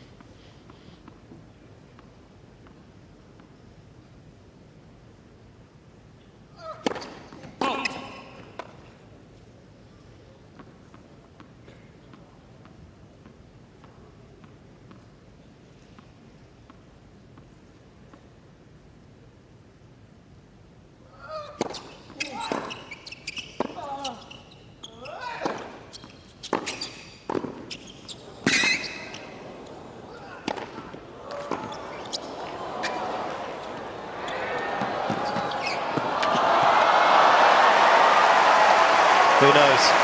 He plays like this, He may be drinking champagne at the end of the tournament.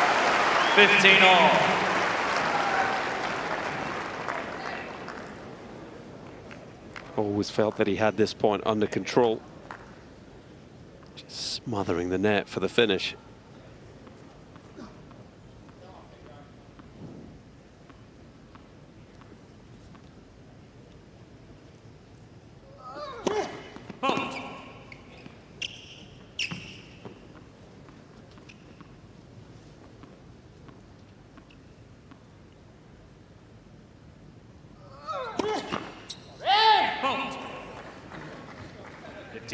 Go down as a double fault for him, but really it's a double fault earned by Zverev's relentless attack on that second serve. Depth, pace, just pushing Martinez back straight away.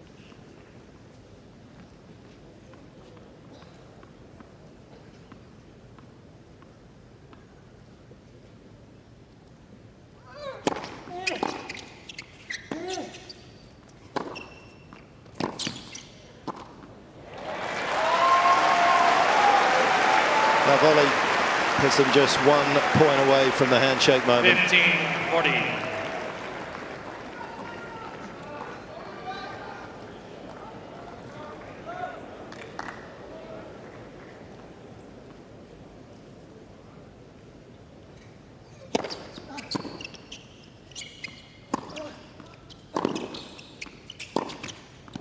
Game, set, match with Zverev. Straight sets. 3 sets to love. Relatively straightforward. 6-1. Zverev moves through to the 3rd round. Sofia happy, Danabor, Sarolo, his fitness trainer happy. They will all be gainfully employed tomorrow. Yeah, that was an impressive performance from Alexander Zverev. A statement performance in many ways. Coming into this match on paper, he was big favourite, but there were probably a few ways he could have got himself through this match, but he came out with his foot on the accelerator from the word go and really dominated. Very attacking tennis, very attacking mindset, came to the net, served well. The new racket seems to be adding beef to his game. It's looking good for Zverev. John, it was impressive, wasn't it? Unbelievably impressive by the big German. And you hit the nail on the head, Colin. It was that aggressive mindset. You get the feeling that if he is going on to win this tournament, he's going to have to adopt that throughout, especially when he comes up against one of these young guns.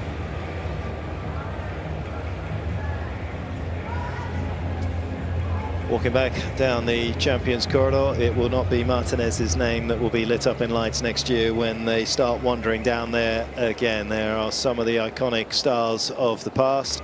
Who knows? This man who's had his eyes on one of the game's biggest prizes for a number of years now may finally get to achieve that here in Melbourne. He's cleared 2 hurdles. And all he's got left of his day's work is to chat to Laura Robson. Sasha, congratulations. Another straightforward win for you to make it to the 3rd round, but it seemed like you were trying to do the things that we saw from the end of the season as well, playing super aggressive, coming forward a lot. Is that just to try and keep these early rounds maybe a bit quicker? We have seen some long matches from you. Yeah, I mean, usually I play 7-6 in the 5th, you know, 6-4 in the 5th, 4.5 hours, entertain you guys a bit. I'm getting older, so I have to maybe shorten things up a little bit, maybe not be as entertaining for you guys, but hopefully I'll be more of that in the later rounds. Yeah, I'm sure the crowd wants to see a lot more of that as well. I'm interested in the conditions as well, because it's now your 2nd night match. What changes for you? What do you change coming even onto the court with your tension, with your rackets? Anything different? I mean, it's the 2nd night match today with the roof closed. I mean, I actually enjoy it. I really like playing night matches here. I think the atmosphere is even better at night. So I really enjoy it. Every time I get the opportunity to come out here during a night session, I try to make the most of it. And hopefully it's not going to be the last one this year. And I'm looking forward to what's going to happen in 2 days' time. I'm sure the tournament organisers are in the office just there if you want to make a request now. The problem is that I think Novak has a bit more power, and probably Carlos as well. So their request goes in first, and then maybe I come third, fourth, fifth, sixth, whatever, and I get the open spots. But if there's an open spot during the night, I'm more than happy to take it. I'm sure they've noted that. We'll see where you are in the pecking order when the schedule comes out in a few days' time. And I don't know if you've seen it in the locker room, I'm sure you have, but there was a trend on the ATP side coming into this tournament that a lot of people were getting haircuts. Carlos Alcaraz got a haircut, he got a buzz cut, Musetti got almost a buzz cut. Where do you stand on this? What are you feeling? I think they're idiots. Grow it out as long as you can. We're all going to be bald at some point, so as long as you're not, just take full advantage of it. I'm sure there's some people in the crowd who've got a mullet. It is a thing here. If you win the tournament, will we see an Aussie mullet? No. Very short and simple. Congratulations through to the third round. Thank you, guys. Well, it's not just a pretty face. That is a wise decision.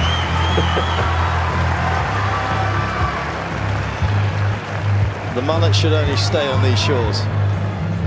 They do like to rock it down here in Australia.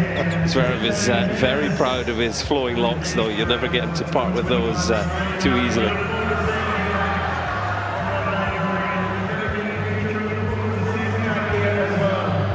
Well, it was a polished performance, and on paper it looked as though it was going to go that way between the rectangle. It did go that way, and there wasn't an awful lot that Pedro Martinez could do about it. Sasha is looking good, but sterner tests ahead. Jacob Ferney, the next one, will ride into that clash full of optimism, full of excitement about the opportunity to take on another top tenner, as he did at against Novak at Wimbledon. As we just roll through the tail of the tape here, that is some impressive numbers. 34 winners from Sasha, just the 22 unforced, when he's hitting it as big as he was consistently, that he kept the unforced error count low. Yeah, absolutely. And look, Martinez, we mentioned it in the match, really struggled on his second serve. 53% on the first serve is low. That's a department where, you know, on a hard court, he just doesn't quite have the weaponry.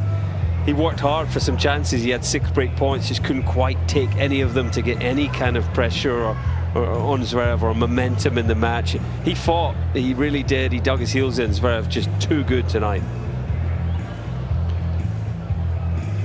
Yeah, it's a lovely evening in Melbourne. It's a beautiful light show down there, a kaleidoscope of colours, a kaleidoscope of players that are through to the third round. Mensik with a big win over Casper Ruud. Everybody's eyes were on that one. We've seen some shocks already. The man from Czechia doing a great job. Kobayas Baena through against Duckworth in a tight third set. Nishikori and Tommy Paul are out there at the moment, and it is a set apiece and 4-1 to Tommy Paul in that third set. It's an all-French clash just above the Fernley-Zverev.